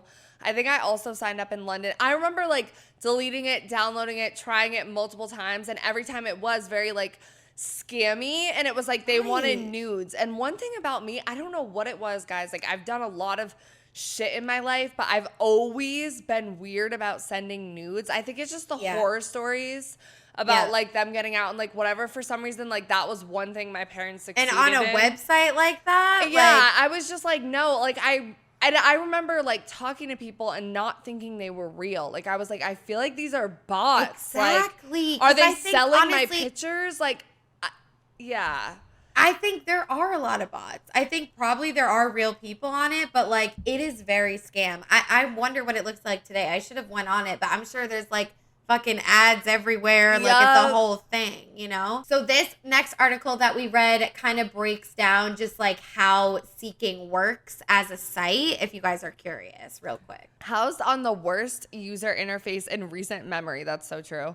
Seeking works like this. There are two categories of membership, attractive and successful. Because of course, these traits are mutually exclusive. Oh my God. Attractive members are typically young women looking to become sugar babies. Successful members are typically older men interested in acquiring one. Sometimes successful members are interested in an online-only or platonic relationship, but more often they are looking for in-person meetings, sexual or at least romantic in nature.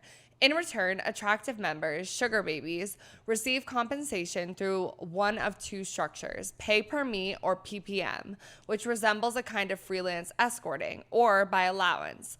Receiving an allowance, monthly or weekly, usually comes along with longer term and sometimes exclusive arrangement. Users can filter profiles by age, gender, ethnicity, body type, hair color, whether they smoke or drink. Successful members are encouraged to include their salary range. Both attractive and successful members can view, favorite, and message the other category, although not members of the same category. In my experience, the latter tend to take the initiative and message first, with much persistence. And do you remember this, or am I hallucinating this? I feel like when I was on Seeking Arrangements, a lot of the like successful members, like the sugar daddies, like didn't have profile pictures. Right. Like and they were had blurred. Nothing. It was like just like shadow. Yeah. And that's so funny because they were like attractive and successful members can message each other, but like two attractives can't hang out. Yeah. And the labels being attractive and successful, like the two are mutually Like, wow. How about baby and fucking benefactor or whatever those fucking articles were saying? Like, it's so crazy. And the way, it's like the ways you can break it down, like by fucking body type, whether they drink alcohol. They do that on Hinge. Well, not body type. I know, but it's just like. But like, yeah.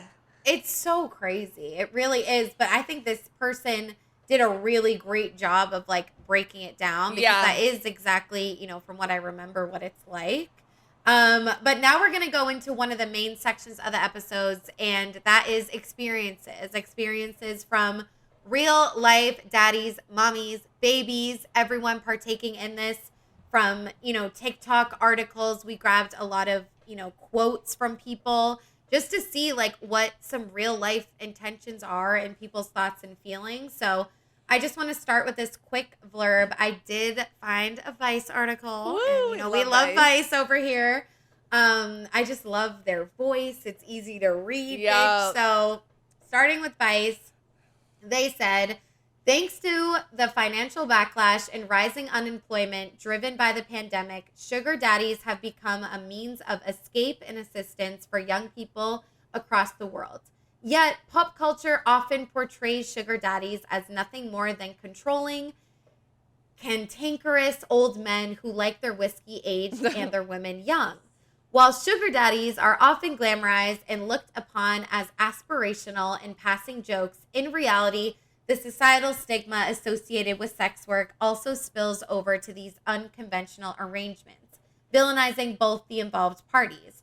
But these preconceived notions can make it easy to forget that beneath all the sugar and added spice, there lies a human being with their own motivations and experiences that catapulted them into this world of transactional dating. So obviously talking about a little stigma, but that last piece, it's like these are actual humans. Yes. And that's what we want to get at is like, we can read, we can look at studies, we can ask you guys, we can do all this shit. But at the end of the day, the most authentic you can get is from the source. And even then, they're not going to feel comfortable because of how fucked our world is. So it's like, it's really a hard thing to research because it's like you have a lot of experts talking about it, but it's like there's not many sex workers talking about it.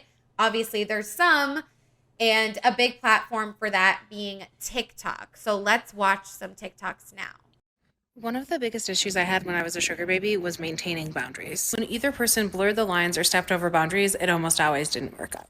The sugar daddy, sugar baby relationship is very similar to a friends with benefits situation. What always happens in a friends with benefits situation? Someone catches feelings. In the situation I'm thinking of, I had been seeing the sugar daddy for like 9 months. We got along well, but I was not good at maintaining clear boundaries. He very much started to see me as a girlfriend. Even though that wasn't something I wanted, I let it stay in the gray area for way too long.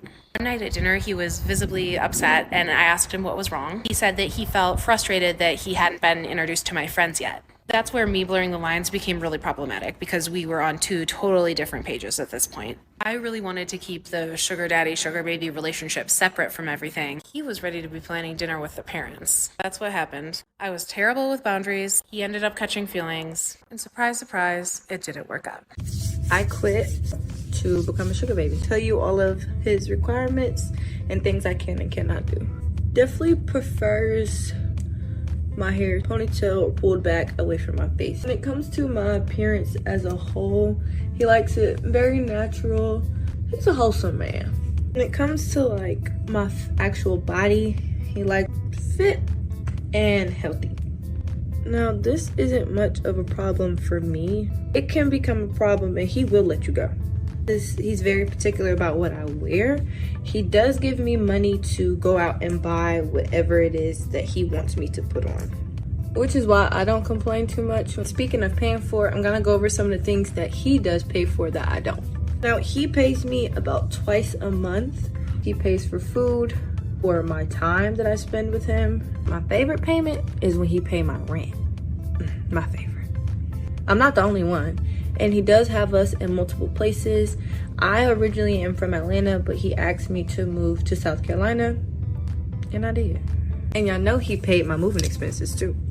And that I did move away from my family for him, he does give me particular times during the month to go and, you know, spend time with my family and do things that I want to do. If I have to travel to another place for him, he pays for that as well. My flight, my rental car, and even gives me a little bit of extra money so that I can eat while I'm out there doing whatever it is he needed me to do. There's not many things that I don't like about him. He can make some unnecessary rules, but for me, because of that pay, I don't complain. Just getting dressed, and I'm gonna show y'all his favorite outfit.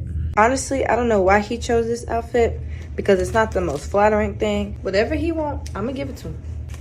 Now let me hurry up because he don't like when I'm late. If you have money, you have, you know, an attractive person that goes around and does stuff with you. And so what are some of the things that you've provided for some of the women that you've gone on dates with? Apartments, cars, money, shopping trips, normal stuff. What's the biggest allowance, for example, that you've given someone? About $8,000 a month. So you're perfectly comfortable with the fact that these women are seeking you out because you can provide them with something? Sure, and they're providing me with something too. So it's mutually beneficial. Here is my sugar baby era story time. I feel like I need a huge disclaimer. I'm not promoting this whatsoever. This is just what I did when I was 18, young and dumb. And now I have some crazy stories about it. So to emphasize, I am not promoting this. But get your bag if you want to get your bag. When I was 18 years old and like just got to college, I immediately got into like a really serious relationship, which ended up being super toxic. During our breaks from each other, and we had breaks literally every 2 weeks, I was like, fuck men, I'm gonna be a sugar baby. No, like literally fuck love, I'm gonna be a sugar baby. Also for me, it was like the best of both worlds because I had to financially support myself in college and I hated men at the time. So I was like, I'll just get paid to be gorgeous. So I signed up for a particular website and everybody, if you know, you know. And I met my first sugar daddy on there. And he's like, meet me at this Chicago restaurant. It's such a nice restaurant. I was like, of course, perfect, fine, I got this. I wanted to die. I was so nervous. I was so scared, but I was like, fuck men, fuck love, I'm a sugar baby. So I'm on the date with this like old ass motherfucker and he immediately is telling me who he is and like everything about him and what he does. He's like, you can Google me, you can do all these things. I'm like, okay, sir, like I don't give that much of a fuck about you. I'm just here for a coin. And like dinner with you at a 5-star restaurant sounded a lot better than my meal plan tonight. So like that's why I'm here. But I realized like I'm not a good sugar baby whatsoever because these men just want their ego validated and I'm just like, okay. Date goes on and this motherfucker decides that he can read palms. He's like, I learned how to read palms. I'm like, whatever. He starts reading my palm. He's like, you've had 2 heartbreaks back to back and you're gonna have another one. I'm like, okay, this is getting way too fucking personal. Like I'm here for my coin, not a therapy session. After this sugar baby date, I'm like, this is not for me. Sugar babying, I'm not good at this.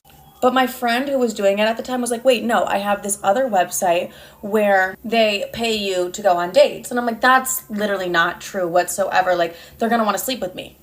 Because that was like a big thing. Like, I really didn't want to sleep with any of them because like I was on a break with my boyfriend. I couldn't, whatever.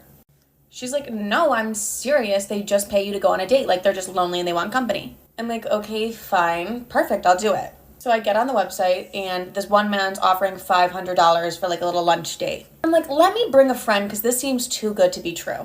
Go to part 2. Okay, so the second one had me fucking dead because I was, when I first, full transparency, guys, so like casual, bitch. Like we took a fucking break for a second and I was cooking my food. I was microwaving my food at the time, so I was listening to it, but I wasn't looking at it. Right. And then at the end, when she had like the fucking army fit on, I was like, oh, like it's not a real sugar daddy, it's Uncle Sam. Right. It's like, yeah. But even just the beginning, bro, like the way that she was talking. Yeah, but that's the whole thing. Like she was joking, like it wasn't a real sugar relationship.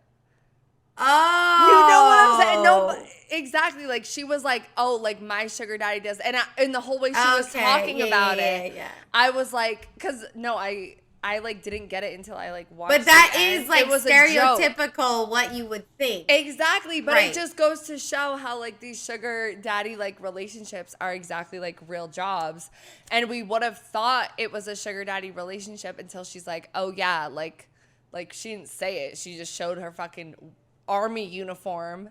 Right. And the sugar daddy unless is the he has US an army government. thing. Yeah, no, it was definitely the fucking US government. I know. But yeah, but the other one, like the first one, the boundaries, I mean, that's huge. Like in any fucking relationship. Like exactly how I compared it to a situationship earlier. I'm like. And the friends with benefits. The comparison of friends with benefits is crazy. And like, honestly, I'm sure it's not always the guy catching feelings. Like I could definitely see, or the daddy person position in power, I could see the baby like catching feelings, but then the daddy's like, no, like It You could know, go like both that ways. definitely could happen. Especially if too. he has a wife or something like that. Yeah. Like, it could definitely go that way. And, like, him being like, oh, yeah, when am I going to meet your fucking family? Like, sir, like, And you she's gotta. like, oh shit, we're definitely not on the same And that's page. the thing, though, because sometimes, like, in the beginning, like, you're not defining relationships with as much respect or whatever as you would as a regular relationship, because, like, you're finessing them a little bit, maybe, you know. But To a some degree. people, like, approach it from a perspective of, like, oh no, I'm gonna do honest business, or like whatever, like, this is how it should be. Like, everybody's different, it's nuance. And some people are like, they're not finessing though, because they're giving you their time, their energy, their sex, whatever it is. It's like however you want to look at it. Yeah. That's like the power dynamic shit too. But the last TikTok really spoke to me just because it's like, she was like clearly in her men are trash, I hate men, fuck love era.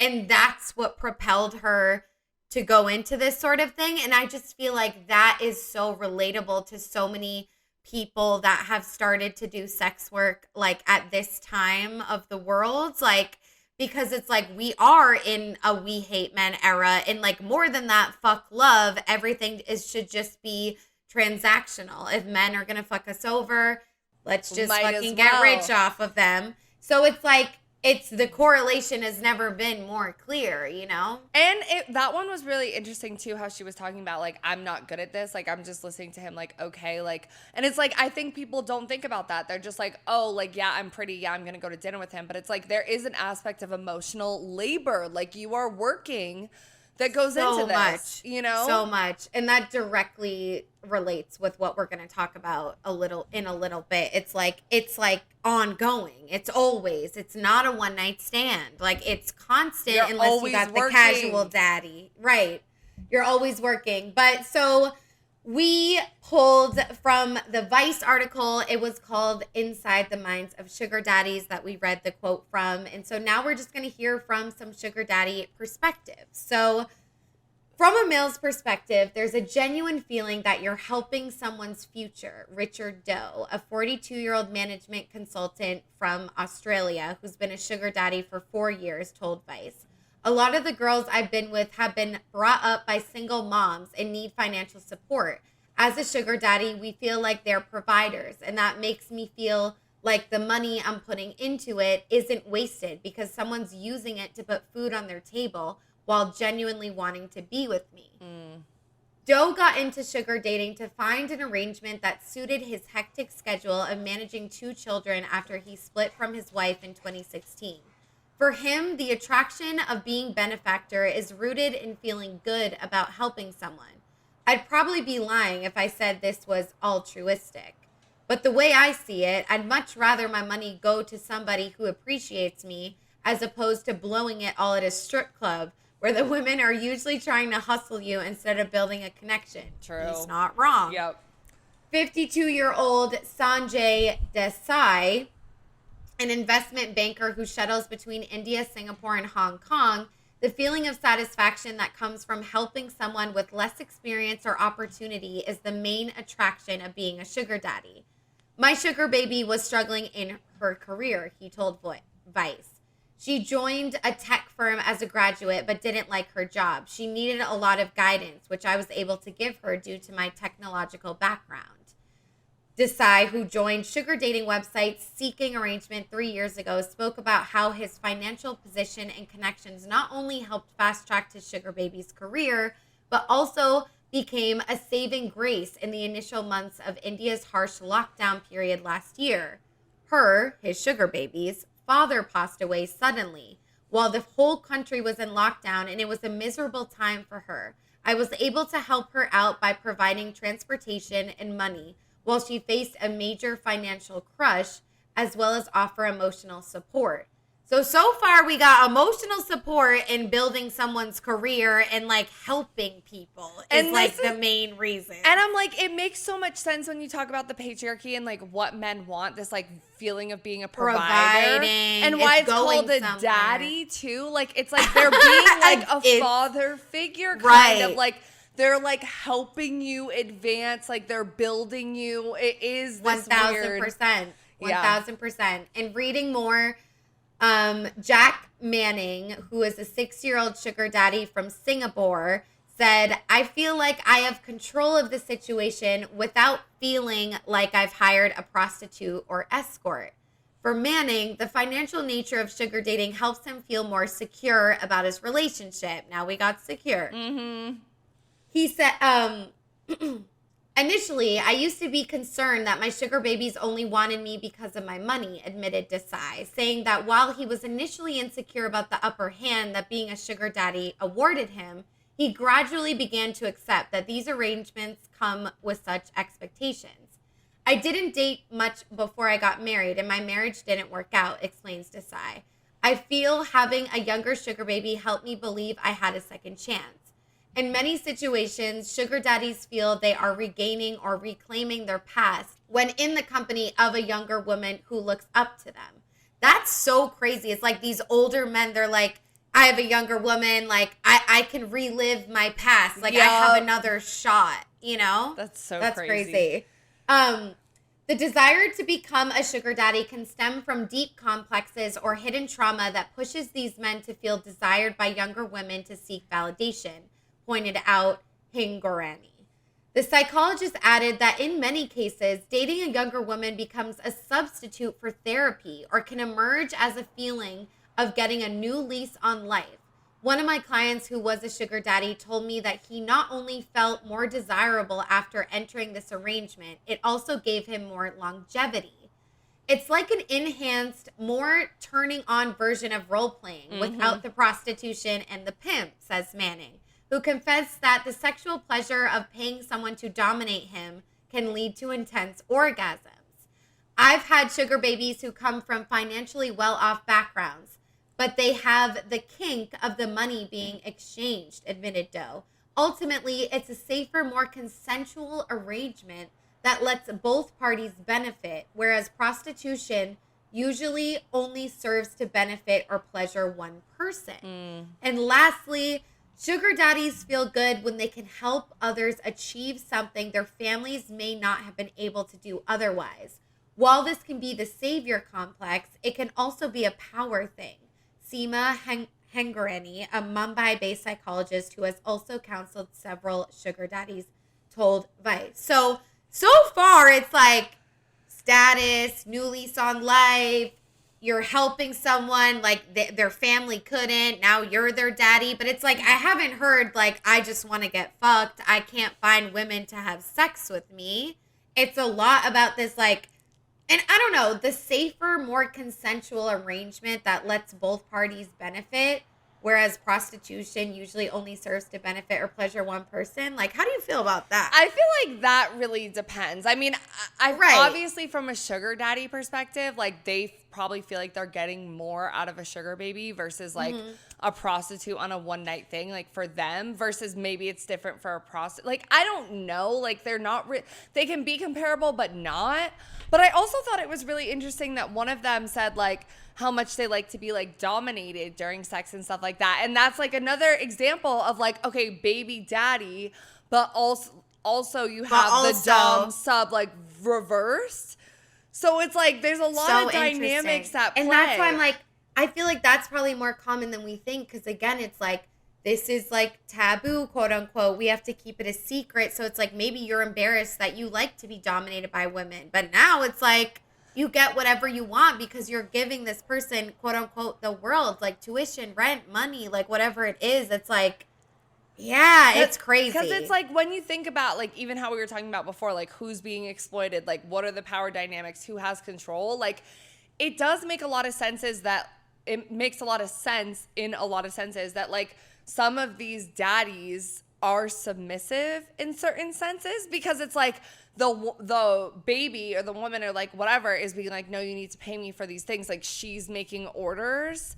Like it's so verse, you know, like you have dom sub, but it's also not like it's so outside the context. And they did mention like the trauma piece where it's like some men have trauma or have had really bad experiences that makes them like turned on to this sort of lifestyle or like being an over-the-top provider, you know, even if it's not about sex. It's like just being seen with a young woman. Like, why do you need that, want that so bad? So I'm glad that was at least mentioned because, of course, the strippers, it's always like, oh, well, she had a fucked up life. Why else would she do that?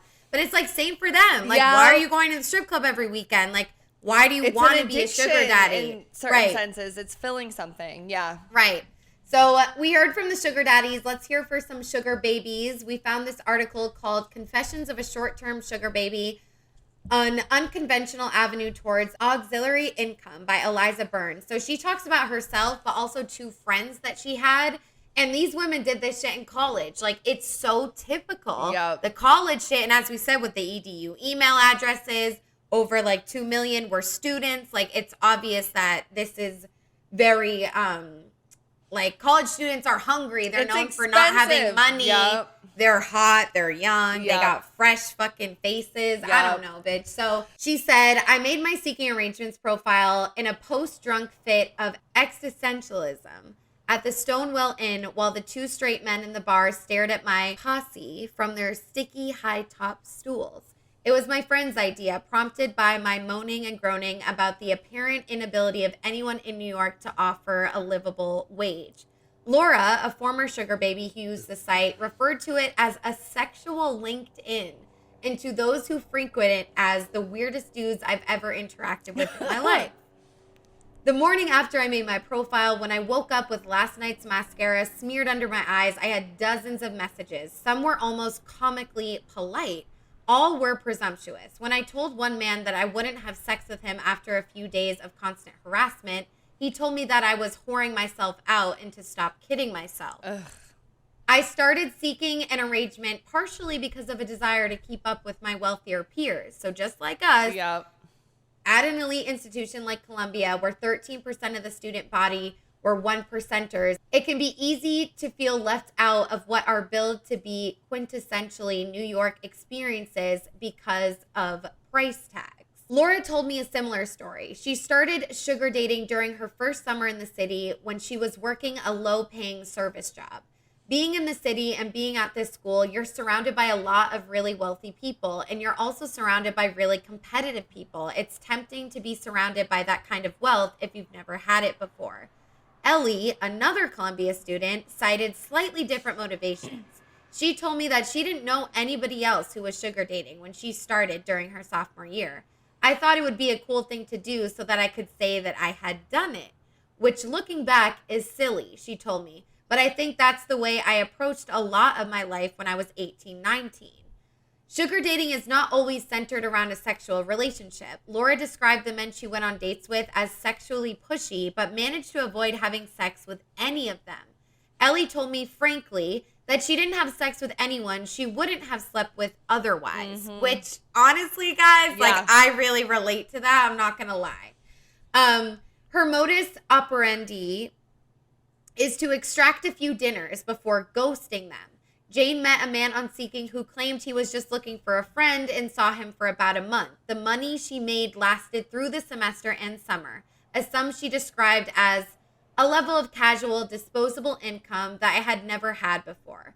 But Jane also admitted that his openness to a non-sexual relationship was an anomaly, and that he eventually indicated an interest in something more, something she was not willing to offer. So good on her for saying that, because anomaly is like it never happens, right? Yep. Yeah, so That's it's like, rare. Right. And then the author says, I dated one man for weeks, meeting up only once, but staying in touch over text and promising another date.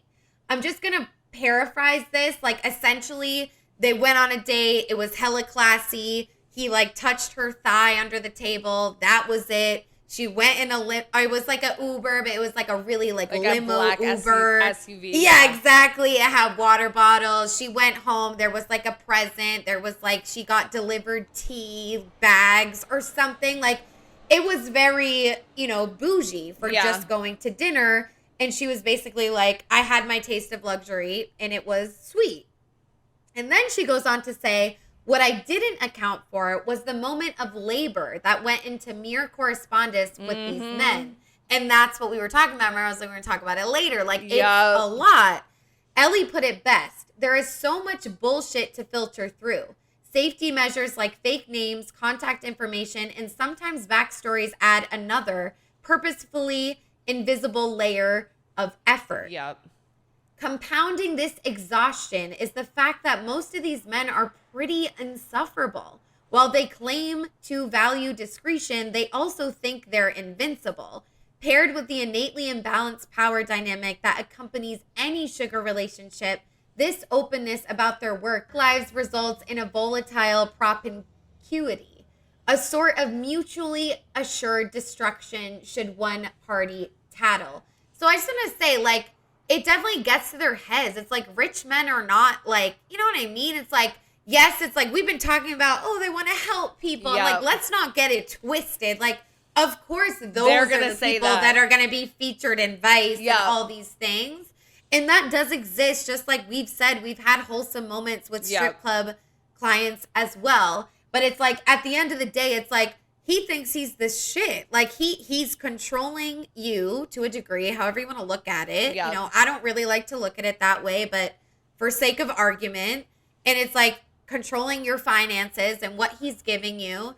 And he's like, yeah, she's going to do this with me and I'm so old and ugly, but it's because I have money. Like, that is a power trip, honestly. And it's also like, okay, at They're the not all end it's ugly, saying like but you know what I mutually assured destruction. They both have shit to lose, but like, let's be fucking real. The woman, the baby, usually, I mean, I'm going to gender it because I feel like if you're a sugar baby, that's a man. Babby. I mean, a babby or like guy, like in a gay relationship or with a mom, like women that are sugar babies with a cis heterosexual man, you have way more to lose than he does. I feel like I assume, especially after working in the strip club, every older man, let alone older man with money that I encounter, of course, probably has younger women, goes to the strip club. I just assume it.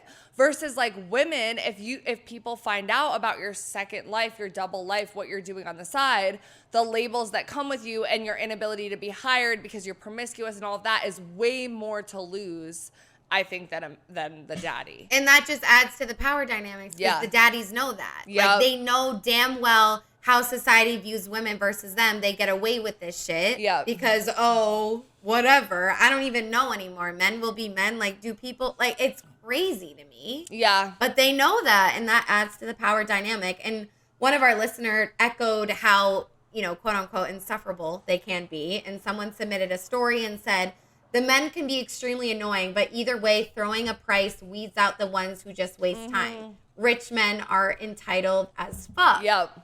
And they are. And you they know, wanna society negotiate. sets them up to be that way. When right. they have it, like, they want to negotiate because they want the power. They don't want to feel like they're being finessed. Like, they want to feel like they're in that position. And it's like, I don't know, like, the part about that article that mostly stuck out to me, too, is, like, yes, the labor of, like, talking to them, feeding their ego, coming up with your backstory, protecting yourself. I mean, like, you don't want them to have your address if they're going to send you gifts or, like, whatever. Some people are okay with that. Some people trust it. Do you have a P.O. box? Like, do you have them pick you up Amazon down the wish street? list because they don't see it. Yeah, Right. like, there's so much that goes into just, like, protecting yourself. And then also the paranoia around it. Like, I remember stripping, like, I would be paranoid sometimes. I mean, I feel like most people in our lives knew, and I eventually told my family. But there is still, like, I still feel paranoid in certain times that, like, oh, what if my job found out? Like, you know, like, Right. there's so much to be concerned about that, like, the daddy doesn't have to feel as much. And that's like, you can still be pro sex work and admit that there's a lot to be concerned about. It's like, arguably, it's like, if you're not saying that, then you're not seeing the full picture. Yep. And that's why it's so detrimental when you have women on TikTok, like, going viral with, like, this rich lifestyle that looks so appealing when no one's talking about any of that shit. How would you know that you have to do that?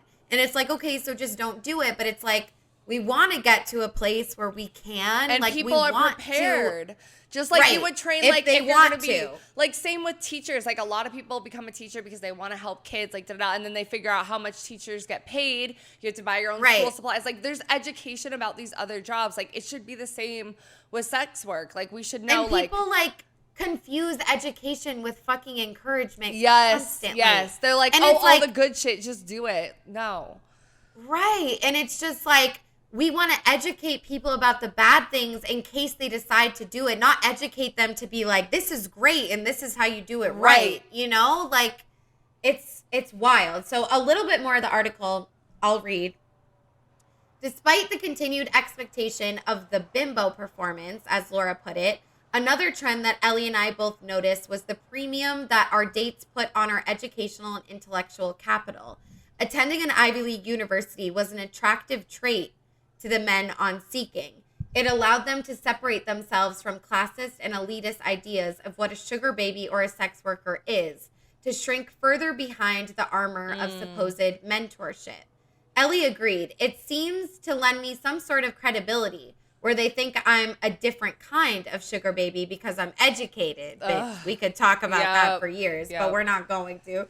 I personally stopped pursuing an arrangement because of concerns of how engaging in sex for money as an inexperienced non-professional would affect my future relationships. Like, that's fucking why, that's insightful as fuck. Whether my finances would become dependent on the whims of another person, about the time it takes to maintain these relationships, and whether I could balance that effort with a full course load, a job, and time spent with people I like a whole lot more. But what really freaked me out about sugar dating was the way it held up a mirror. My willingness, however brief, to perform for these men revealed a frightening truth. I can't read this. Bro, because it's so real. It is a mirror. Like, you hear all this shit about women, and then you're in that situation, and you're like, am I the stereotype? Will I just take my top off for the willingness, bro? I was willing. I was ready, bitch. Down. For anyone. 10 toes down. My willingness, however brief, to perform for these men revealed a frightening truth about the way that material excess had become central to my happiness. My own frightening flippancy about being disrespected, objectified, potentially kidnapped, trafficked, assaulted. This had very little to do with sugar dating at all, and more to do with self-worth. And that's fucking period. Because what did you say the other episode? You were like, when I stopped the strip club, it wasn't about all this shit. It was about how I felt about myself and the shame. And what it says about you as a woman, because I will all day, if a man, a sexist man, someone from the whatever podcast, whatever, is coming at me, I have no problem defending how I feel and defending the nature of the work, blah, blah, blah. But when you're sitting alone with yourself in your room with all these thoughts about what you've done and for how much and like da-da-da-da. Stop! Like Don't the even say the shame words of how society much and like, immediately. yeah. It's actually crazy. And then, so Laura described her own relationship with sugar dating as reactionary, self-destructive, and sensation-seeking behavior stemming from prior negative experiences with men. Her words resonated with me. Some sugar babies, like the 3 I interviewed, were good at setting boundaries. Others, me, would probably not be. I mean, like, I don't know. The other interviewees kind of were, to look at the positive side. Other former sugar babies make it clear that they do not condone sugar dating. It is not something to be ashamed of, but it shouldn't be approached frivolously either. In another succinct turn of phrase, Laura expressed that sugar dating is not a fun giggle girl boss endeavor. You're not tricking him, she continued. He knows exactly why he's there. I love this article. Can you see why I put so much in? Because it was fire. This article is on point, and it's honestly like, it is like a mirror and a reflection, again, like hearing it from someone else's words, because sometimes these things are difficult to articulate, like your own experiences and like where you were at the time. But it's like, yeah, I mean, I almost want to say, like, if you're thinking about being a fucking sugar baby, like, my advice to you is like, I'm just kidding. No, like, I feel like you have to, have a very clear interest in this type of work. Like, you need to, like, research it, know the risks, know, like, whatever. Don't just do it. And be able to say why. And be able to say why. Like, write an essay about it. Like, I'm not fucking kidding. But, like, write an essay and, like, from a real place. Not just, this is what I've heard about empowerment, and this is, like, how you really feel. And it's hard to do unless you're in that situation. Also, some people really just do like older people, older men, older women. If you find yourself naturally attracted to people like that, like older people or like a father figure sort of thing, mother figure sort of person, like it makes more sense. But like really sit with yourself and consider like how it's so hard to do because I know both me and Autumn, like we're both adrenaline junkies. Ever undo it. You can't. You can never undo it. Like, I'm actually and gonna you're gonna cry. have to work through it in therapy for the rest of your life. Forever. Forever. That one decision, even if we went once, because you guys, like, because I had no idea what a strip club was like. Why the fuck would you know? But the environment, and I'm sure we had never been to one before working in one. It's like you entered Mars and everything is normal and nothing is normal. And some of it is great. Like some of it feels amazing. Fantastic. And you will feel like that on your first sugar date and your first sex work experience. You'll be like, feel like, why have I not been doing this my entire life? But then you will also feel like a piece of absolute worthless shit. Like, and maybe you don't. I want and the patriarchy does that. Yep, It's uncontrollable. Yep. You can have self-confidence on fucking 12, bitch. Like, sex work is something, it's like, no matter what you do, you're gonna have to unlearn shame. Yep. Even if you think you already have. Yep. You're gonna have to do it even more. if you grew up with a parent, I want to say, like, even if you grew up with a parent as a porn star, sex worker, whatever, and you've heard this your whole life, you're still dealing with the rest of society, like friends, like other people, unless you put yourself in a bubble of just sex work. Right. You know? And you guys, like, the reason it feels so good is because it's capable of such a low. So you feel that high. It feels like ecstasy. fucking incredible. Like, yes. But I'm like, looking back, it's like, I have no regrets, but like, I'm just like, you can never undo it. I don't have a regret. I definitely have regrets as well. I don't have but I don't want to. I don't have regrets about doing it. I'm glad I did it because, like, certain things we I bonded. did. It brought us to here. We have like more to talk about. We have a story, like blah blah. And I learned a lot, but like, do I have regrets about, like, guys, and I had, like I said, I was always interested in this shit. I wrote essays about prostitution. I nothing prepared. Like, I don't know. Yeah, right. No matter what you do. I don't regret doing it. Like, honestly, I'm gonna get a tattoo someday. Yep. Like, I don't regret Sex work doing is it. work. But especially the work I performed in San Francisco. Yeah.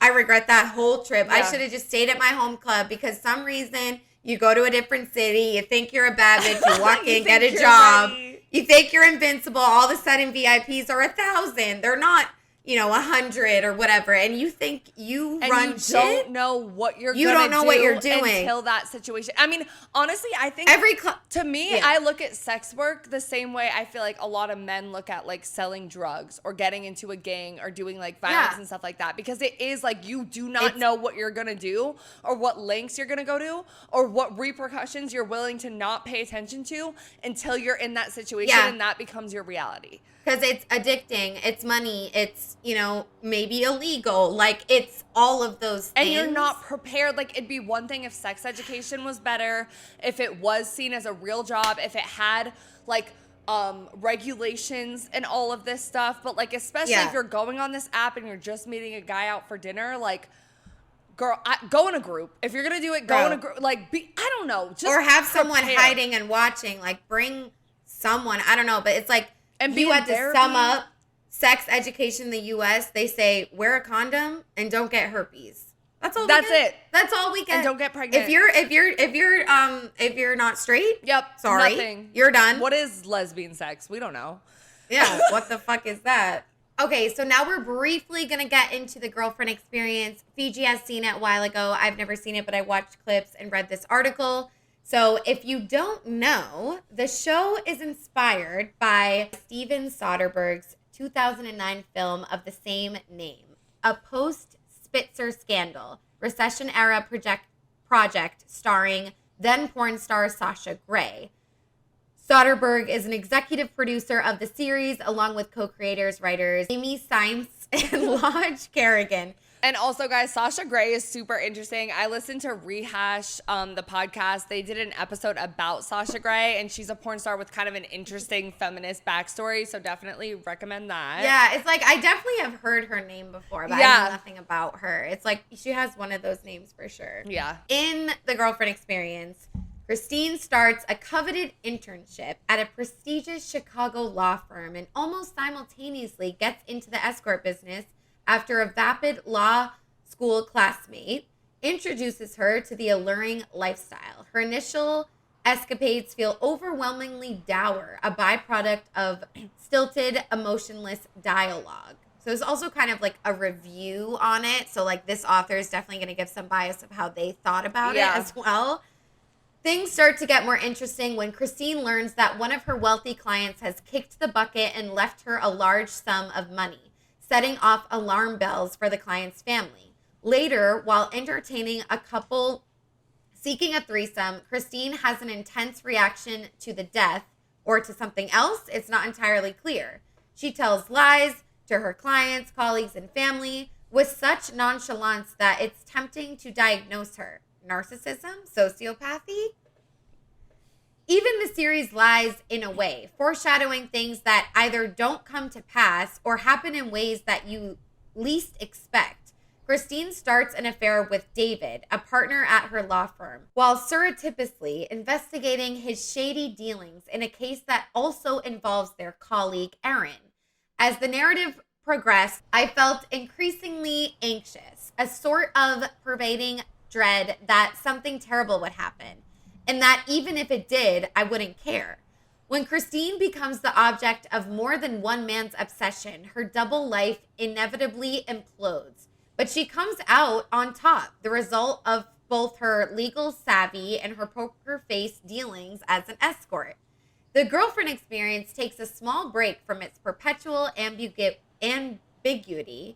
when David confronts Christine about what she really does for a living. She says, "I'm selling, yeah, but I know what I'm selling, and they know exactly what they're buying." Such a declarative statement is like a frying pan to the head. It's a refreshing moment of truth. The honesty carries into the final scene of the series, which will stay with you. Despite her successes, her new lifestyle has had repercussions in both her professional and personal life.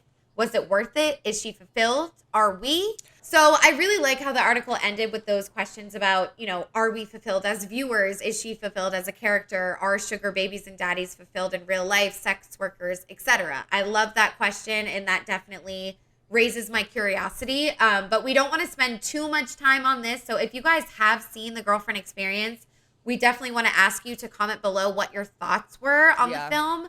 Obviously, if you've participated in sugar dating in real life, we want to hear from you too. But definitely comment below right now if you have anything to say about this. Yeah, it's been a while since I saw it, so I don't even remember the end that they're talking about, but I do. Right, it was a while ago. Spoiler alert, guys. I am going to spoil it, but like she does end up like someone sends her nudes and like she gets exposed for her job and like all of this stuff, and like the whole issue with her like fucking with the like dude that she works with was a whole thing. But one of the most interesting parts about this show to me was one that is called The Girlfriend Experience, because that's really what she was providing, and like how she did have that visceral emotional reaction to when one of her like boyfriend's clients, whatever, died was a thing. But one of the things, like, in how they said her poker face, like throughout the show, I love the girl that played, like, she's a great actress. But, I could tell in the clips with the poker face. She was it's like serious. So like incredibly like you almost got the feeling that like she's definitely been through some shit before, because she was so flat, so unbothered. That's how they portray so emotionless. Sex workers. Always. And it was so crazy, because it was like the only times that they showed that her being affected by things was like when like the nudes got sent to all of her coworkers, or when like one of her clients died.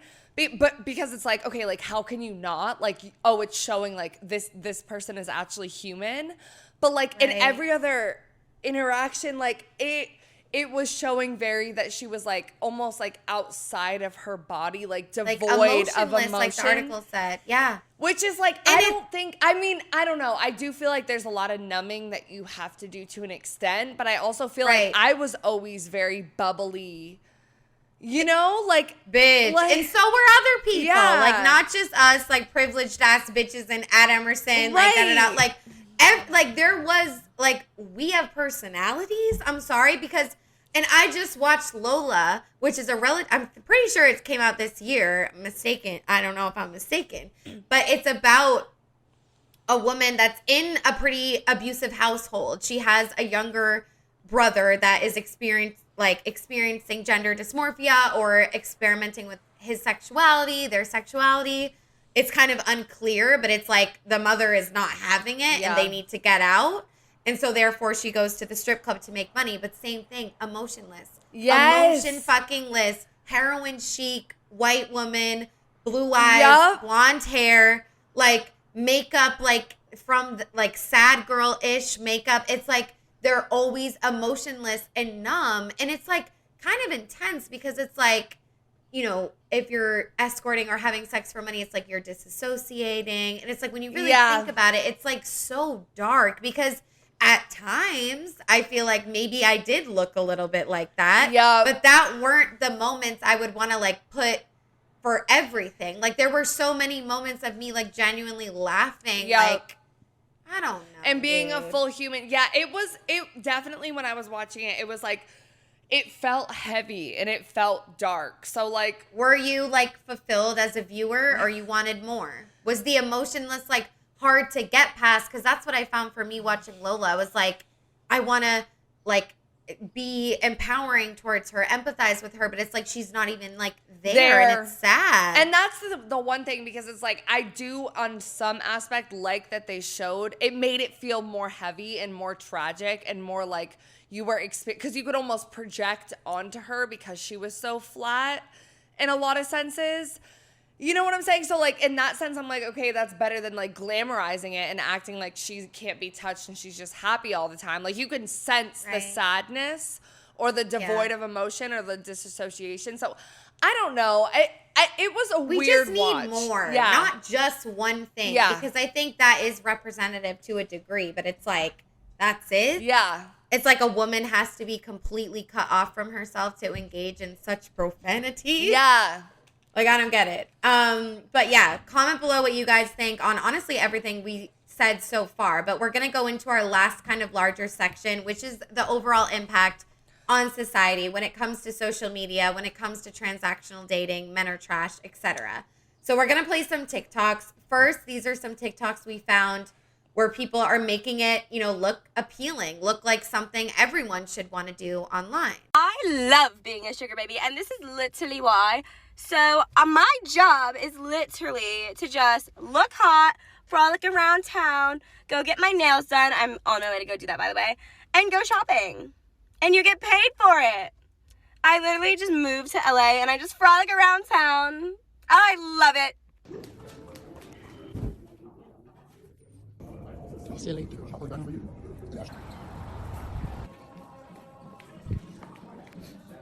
Hey, thank you.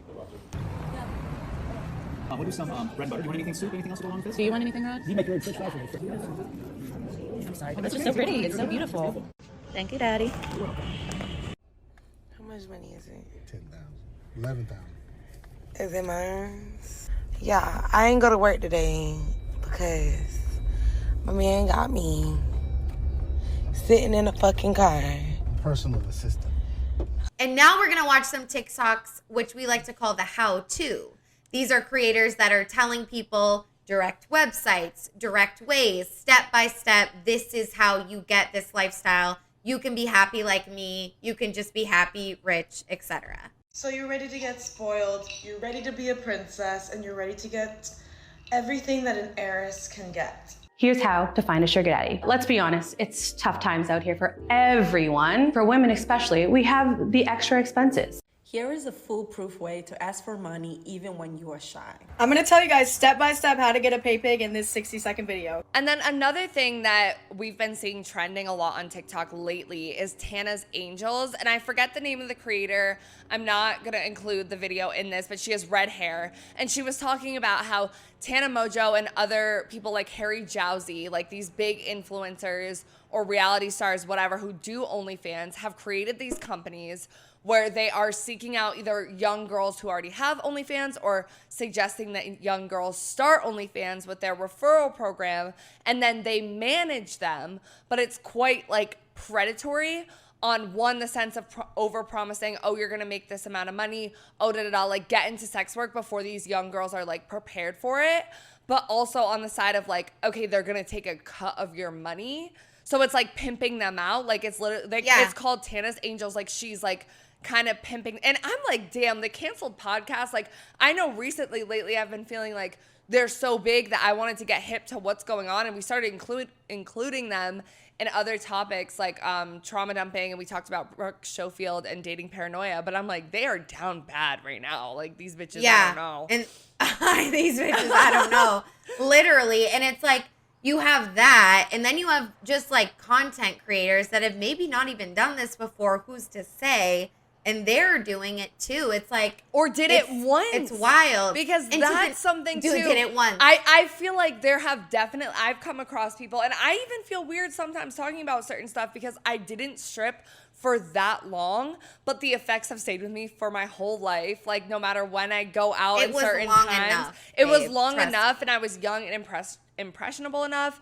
And since then, I've like, it was almost a year. Yeah, and since then I've done other things, like, you know, like it stuck with me. But like I will say that like I've gotten annoyed and frustrated sometimes, whether it's been girls I met out or friends or something, like equating a one-time experience to something that, and I don't want to be like compare trauma and compare like whatever, but I do feel like some of these creators and some of these TikTok like don't have enough experience in it to really even be like giving how-tos. I know. Yeah, exactly.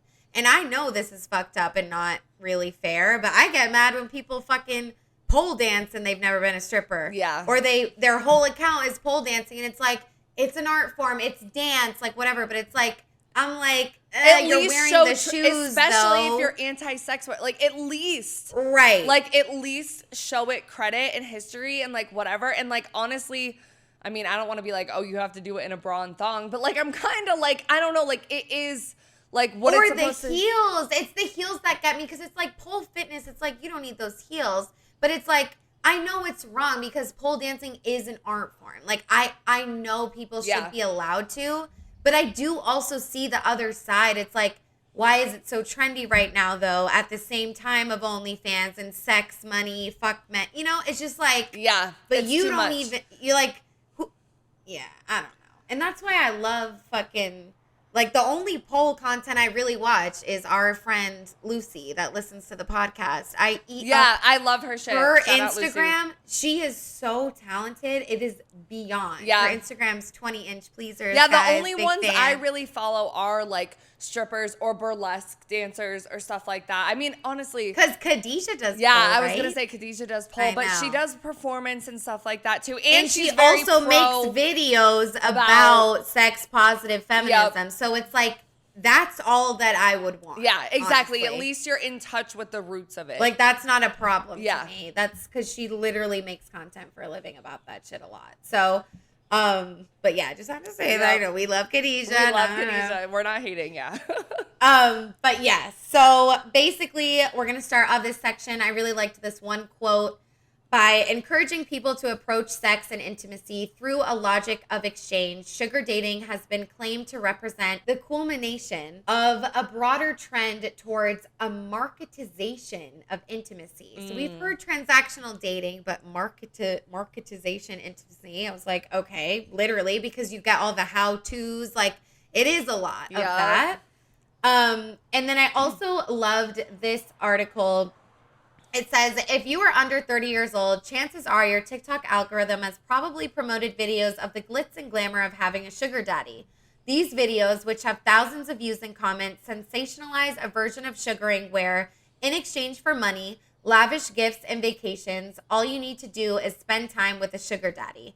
Unfortunately, the reality behind sugar dating is not as sweet as the glamorized narratives promoted on social media make it seem. In reality, sugar dating increases the risk of exploitation for vulnerable individuals. Again, we have the exploitation word. I'm like, I don't love that word, but like what I would say is that the glamorized narratives promoted on social media makes it seem like there's zero danger involved. Yes. The exploitation, I just... Yeah, like you're selling your body, like, all right. Like, okay. Yeah. Well, you're selling a service, not... Exactly. Like, okay, You're like not settle selling down. Yeah, but anyways, still like that. While sugaring websites market sugar dating to students as a safe and easy side hustle, social media platforms have gone a step further and elevated sugaring to a lifestyle by only highlighting the perks of sugaring. Narratives on social media exclude the power dynamics at play, sanitizing the exploitative nature of sugaring and its connection to the commercial sex trade. Yeah. It's like, yes, bitch. Like, you can't just talk about sex work and not talk about misogyny and patriarchy and like all the risks. It's like, you just can't. And it really is so detrimental that these women are like, I stripped last night, I made 60 bands. Like, first timer, not gonna happen. Unless you have a BBL, you're fucking in Vegas at one of those top notch, like, what's the one that's fucking in Atlanta? Like Magic or City. But there's like another one. I don't remember, but it's like those top notch ones. You guys know, it's like, that is not the reality. The norm. People are not making 60 bands every night as a stripper. Like, let me know where. And like, you know what I also thought of? Two things. One, I'm realizing and they're this, fucking. Yeah, they're fucking. That's the second thing I was gonna say. First thing is like, I'm realizing through this episode how tied to the college experience it is, which is crazy to think about now that we're out of college. They used that shit. So fucking big. But number two, and I am guilty of this, guys, too. I'm definitely fucking guilty of this. But like when I was a stripper, like, you know, posturing yourself or putting yourself up on a pedestal of like, oh, I do this, but I don't fuck for money though. And like, I'm gonna be like, you know what I'm saying? And I feel like a lot of what gets dangerous about sugar dating or these people that are like giving tips but don't have a lot of experience, it's like you are saying this stuff while looking down at the entire industry and occupation that built what you're able to just tiptoe into. Like, you have a toe in it. Right. In the terminology that they say, it's no extras. And they said, no extras. No extras here. In the Instagram bio. Like, it's everywhere, dude. And it's like, to be honest with you, the only people that I've, like, talked to and heard they don't do extras is, like, very young, natural, like, baby fucking face, infantry white women. Yep. That's what I've seen. Everyone else that I've talked to is like, we're fucking. Yeah. Like, I don't know. Yeah, and that's, it's like, we need to be real about it. And I used to definitely be like, or we're touching, like they are touching you. You're getting fingered. Come on. They're rubbing your clit. They're sucking a titty. You are not just, oh, giggle. Oh my God, finesse. sucking the titty was like, nothing. That's I remember like that. Basic. It was like, that's downtime. Level. Bitch, that's downtime. They're sucking the titty out. You're like, oh my God, perfect. This is an easy one. I'm like, yeah, okay, so I got $40 here. The next one was $40. Right. This guy tipped me this $1. I'm like counting my shit. Right. It's like, it's crazy. Yeah. Yeah, it's crazy, but it's such a good point that you brought that up. I'm like really on one. Okay, so this next article said, survivors and former sugar babies acknowledge that trafficking victims are being advertised on sugar dating websites and confirm that third-party traffickers use the platforms to reach more sex buyers. In fact, many of the sugar daddies on these platforms are the same commercial sex buyers on sex buying review forums who publicly advertise how to manipulate and exploit young, vulnerable women. How many TikTokers are saying that? Right. Like we talked about when we were on the app. Some of them are. When we were on the app, it's like that. It felt like I'm gonna send this weird profile of nude, and they're gonna go put it on Pornhub and sell it. Like that is your the chances feeling. are probably so limited to find a real fucking genuine human being that we're trying to talk about and humanize. Yep. Like there's bots and there's and then you also got to think traffickers, about like Andrew Tate, guys, like he was arrested for trafficking, and he always talks about, oh, like these women just want you for your money. Like the thing that's being pushed constantly has so many underlying layers of trafficking, sex work, all this shit. It's on both men and women's side. The glamorization and normalization of sugar dating reinforces the notion that women are commodities. legitimize compensation as consent, and applaud male entitlement to women's bodies. Here's where we get a little bit tricky, guys. It is important to uplift survivor voices and be conscious of what we consume on social media. When viewing content about sugaring or prostitution online, ask yourself who's creating the narrative. Is it someone in a position of power and privilege? Who is benefiting from the narrative? Is it actually empowering women, or is it pushing self-commodification? And lastly, is there an increased opportunity for dangerous or harmful situation? I agree with some of it, but not all of it. Self-commodification. I don't, come on. I hate this argument because it's like, I know. You are not the commodity. You are selling a service, just like therapy is a service, just like a massage, getting your nails done. Like, it's a service. Why are we looking at this any fucking different? Like, I don't get it. And it's like, they said some good things. It's important to uplift survivor voices. Like, is this dangerous or harmful? But even that sentence, sugar dating reinforces the notion that women are commodities, legitimize compensation as consent, and applaud male entitlement to women's bodies. Like, I just, like, the way we talk about it is just, it's frustrating. And it's like, is there zero truth to it?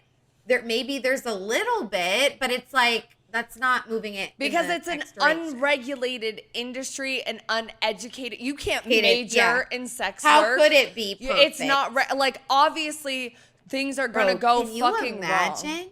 That would be fire. It should be a thing. It should be a thing. Don't you think? Like, how people become I've never thought about it. It should be. That's because they have dominatrix training. Bro, and stuff it would like sell out. Yes. Like, you wouldn't have. But bitches would drop out because they would be like, "Oh, maybe I don't want to do never this." mind. Just like going to school for fucking teaching. Like, I keep going they back would to like almost scare you. elder care, therapy, teaching, any human-based job where you have to give a lot of your emotional labor and like care about people as people. It's a lot. It's not just rainbows. So now we're going to talk a little bit about the podcast Money with Katie. I'd never listened before, but she did an episode called The Resurgence of Sugar Baby Culture and the Advice to Marry Rich. And she had Tiffany Sweeney on her podcast, who is an award-winning investigative journalist with the BBC, who produced the documentary The Secrets of Sugar Baby Dating. So there was a transcript with this episode, so I did copy and paste some quotes that I liked. So to start out, and this phenomenon, like most salacious things in the modern world, has been mesticizing online. Videos tagged Sugar Baby have racked up a cumulative 2.5 billion views on TikTok. Sugar dating and sugar baby culture have experienced such a boom in recent years that rumors flying out of Tinder claim a new $500 per month subscription is in the works, allegedly called the Vault. And most users on Reddit speculate that it seems as though Tinder is trying to compete with the biggest game in town, Seeking.com, which has more than 40 million users. So Katie says, who is the host, this is a world full of blurred lines. What's the difference between sugar dating, escort services, sex work, and so on? It's not always clear, and that can get messy quickly, particularly when expectations are not set accurately. Here's Tiffany explaining what she encountered going undercover in this world. And I'll be Tiffany. Tiffany says, there's different people on the sugar dating websites. I met a young girl who was in awe of her maturity, and I don't know whether she was deep down like that. But then when I spoke to her, she knew what she was doing. She said to me, quote, I make money. I meet up with these men. They're bored of their wives. They moan all the time. They want a young girl to dress up like a schoolgirl. They want someone to open their mind to all the fantasies and then pay me for it. I'm going to invest my money and I'm going to save my money and I'm going to put it into fashion and I'm going to become a businesswoman and I'll stop when I'm ready to stop. And we are both clear on what our roles are, and he pays for this and I get the money and I do this with the money and it works. And then she goes on to say, and then you have the other side of it, which is the darker side, which is a young guy who was on there and he was so shy, so nervous, such an introvert, and he was sleeping with men for 20 quid. you could see he was not comfortable with it and he didn't want to be doing it. He was doing it because he was so desperate because his parents had no money. He's at university, he's struggling. And he said it's the easiest way to make quick money. And that's the problem. There's loads of other things. You need to take into account the young person that you are dealing with. Do they have family? Are they vulnerable? Are they depressed? How are they struggling financially? Are you exploiting them? Have they got a support group? Or are all the people on the website girls who are owning it and know what they're doing and proud of it and feminist and want to be in the world of sex work and taking control? It's just a melting pot of different people in different situations. And naturally what happens is when they're all put in one place, people get exploited, people get scammed, horrible things happen. A lot of escorts, they know what they're doing. They get payment up front. They're clever, they're savvy about it, they're older maybe, they know what they're doing. Sugar dating is young people. Some people on there were like 16. I said to the guy, the man I met, why are you on this website? Oh, it's all young, hot girls. Why are you not on escort? Because on the sugar dating website, you are dealing with young, vulnerable people, and that's who they can take advantage of. On an escort site, you can't take advantage of these women. So you can tell that this person is definitely knowledgeable of what goes on, but this person is not a sex worker. Yeah. So we have the word exploitative happening again, which we don't love. But what I did like, and again, she also didn't really answer the question. Like she kind of just talked about how everyone comes from different situations, which I did like that. Yeah. And the balance between someone that's like, I do what I want with my money, I'm going to put it into fashion, and then someone that's depressed and struggling. And it's like both of those things do exist. So I do like the representation of both sides. But again, and it's like, a lot of escorts, they know what they're doing. It's like, well, that's a wide claim. You know what I mean? And it's like, I do understand that more young people are on Seeking because of the advertisements and all of that. But I don't know. And she was like, they're older maybe. They know what they're doing. See, but I think that has a point to an extent because I'm like, okay, at least someone talk to me. Going on escort is probably a little bit older and knows what they're signing up for. Like they're signing up to be an escort. They know probably some sex is involved. They might be a little bit older, whatever, versus it being marketed to college students who are younger and they just think, oh, I'm just going to dinner and this guy just needs a friend and maybe I'll find that. They're much more naive. And I would say they do have the more potential to be exploited just because of their naivety and because the guys on that app might seek that out. Like it is more of a predatory place versus an escort website where someone's more experienced. And I do think that could give some insight into the definitions where it's like, maybe escorting is blatant more. Yeah, I think it is because I think common knowledge. Because I think even if you go out with a guy and like even like that shit at that hotel in Boston, it's like, was that escorting or was that a sugar date? Right. Like I would argue that was a sugar date. Yeah. I do think escorting is more like blatant, like escort sex. Yeah, or you're with a group or something. Because I do think of like, I don't think it's necessarily escorting when a group of girls goes with a promoter or is hired for a work party or like something like that. I don't think it is necessarily escorting because there's not always the involvement of sex. But like whenever you're arm candy and shit like that, I'm like, it's bordering. It's blurred. Yeah, it's blurry. Exactly. Yeah. So again, guys, like it's okay to like take some stuff, and it's hard to find really good articles on this stuff.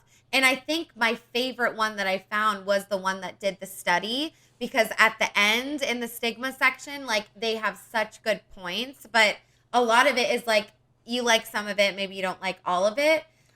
This Medium article just kind of talked about the girlfriend experience, and not the film, but like just like the sugar dating. Like the girlfriend experience. Right.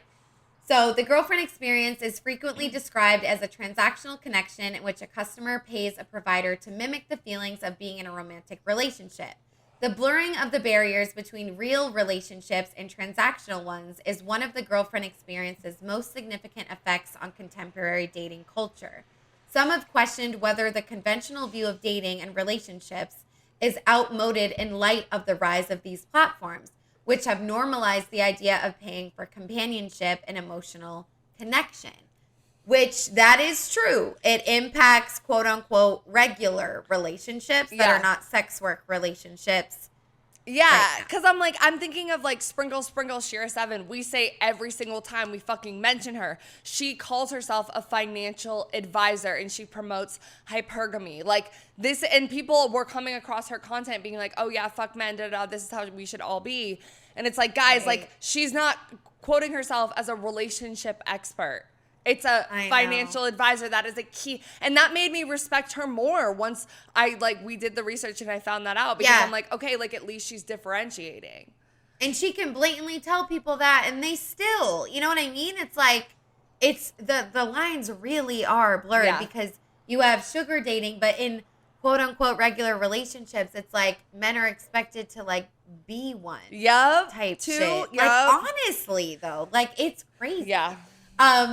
And then reading some more, on one hand, folks who might be experiencing social isolation or loneliness can benefit greatly from this girlfriend experience. Many of Sarah's, who is a former sugar baby, Sarah's customers emphasize the value of having someone with whom to converse, share experiences, and simply be there. In this way, the girlfriend experience calls into question the idea that emotional fulfillment can only come from romantic relationships.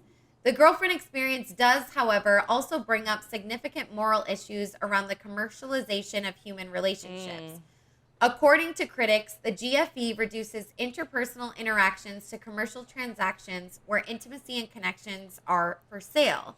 Although Sarah considered her employment as a method to help those in need emotionally, others might see it as exploitative or insulting. But this again brings me back to the therapy thing. And I know I was just thinking, like, we do have the commodification of dating episode where we talk about dating as a commodity in terms of like dating apps and stuff like that. Great episode. But I'm like, the idea that it is wrong to commodify intimacy or the service of like intimate relationships is again crazy to me, because like these people are professionals. It's just that we don't look at it as work, because look at like psychologists, therapists, like you're sharing a very intimate experience with them in a lot of senses. You're sharing your deepest traumas, everything you've been through, all of that shit. But it's like, we don't look at that type of intimacy as whatever, because they have a degree and because it's seen as work, you know, because they are professionals in this. And I think if we looked at sex work more like these are professionals in this shit and know how to deal with it, we would stop thinking any girl that's pretty can just do this, because you really can't, you know? You really can't. You really can't. And it's not like we're on, like we could, like, but we stopped though. Yeah, you know I don't think I could long term. Like, I don't think I was cut out as much as I want to. I think if I had like invested the training and I really wanted to, I think I have the natural knack for like talking to people and like, but the emotional, like dealing with the shame, like I talked about, all of that stuff, like I was not cut out to do it forever. Right. And I'm scared that something worse would happen. Yes. You know, because again, lucky, you know? We asked you guys just flat out, do you think sugar dating is dangerous? 55%, the majority, said to a degree. 39% said yes. And only 6% said no. So we can all agree that there's dangers. Yes. And there's dangers with all sex work. And so I think that's great. Yep. So now we're going to move into our final section and talk a little bit more about the stigma. I know we've been talking about it kind of the whole time, but I want to circle back to Tiffany with the podcast, who was on the podcast Money with Katie that we just talked about. So Tiffany said, people want to make money and they want to make money quick. And especially with social media now, people are like, I can have all these nice things. People have these holidays. They're doing these nice things. I want them and I want them quickly. And sugar dating was offering that essentially to young people. Like you said, on TikTok, on all the social media now, everyone just wants to have the next best thing. It's such a rat race, and this is such an easy way for people to make money. And a lot of people won't tell you what they're doing. That's the problem as well. Now, I think more than ever, people are not being open about being a sugar baby. People won't tell you, but you'll see people on social media and they're on holidays every week, or they've got designer bags. I'm like, how are they doing that? How are they funding that? And I know deep down they've got to be dating someone or they've got to have a sugar daddy, but it's still such a taboo subject. People still don't want to talk about it. Again, reiterating, like, how can we be so obsessed with sex and arguably sex work because it's so taboo and like we hold it to like this standard where it's like we need it, but we can't talk about it. And it's just like, you know, people are not being truthful. And a part of that is trauma. And we do recognize that. Yeah.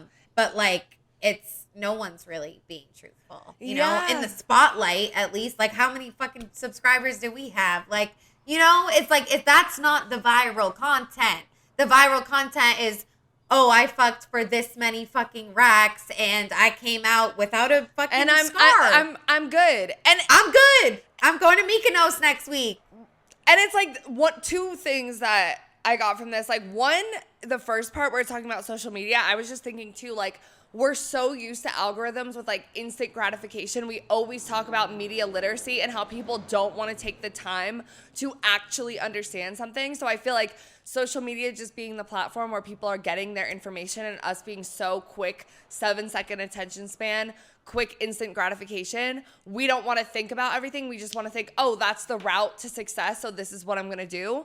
And then number two, it moves so quickly, the trends. Exactly. You got to keep on top of it. And number two, I'm thinking about like, even when we talk about this whole mentality of men being providers and this is what masculinity is and da-da-da, when we think about even music and we think about a lot of rappers, both on the female and on the male side, and talking about, oh, like I bought her this, I did this, and like, oh, you have more access to women or whatever. When you are in that, like, that height of success and power, like a lot of these rappers are paying escorts to go to clubs with them, and what they're rapping about is sex workers. Like, you know what I'm saying? Like, we like, and then we get it confused and we expect they don't respect these them. things. Right. And then we expect these things in regular relationships. Girls are like, oh no, he needs to provide this and this and this. And it's like, well, your average guy that you work at the coffee shop with is never going to be able to do that. And the reason that that guy is rapping about that is because he has to do that to have these girls around still anyway. You know what I'm saying? Like, he has to like do there's that. a fee. Yes. And like, obviously he's going to get the baddest bitches with the biggest BBLs, and like,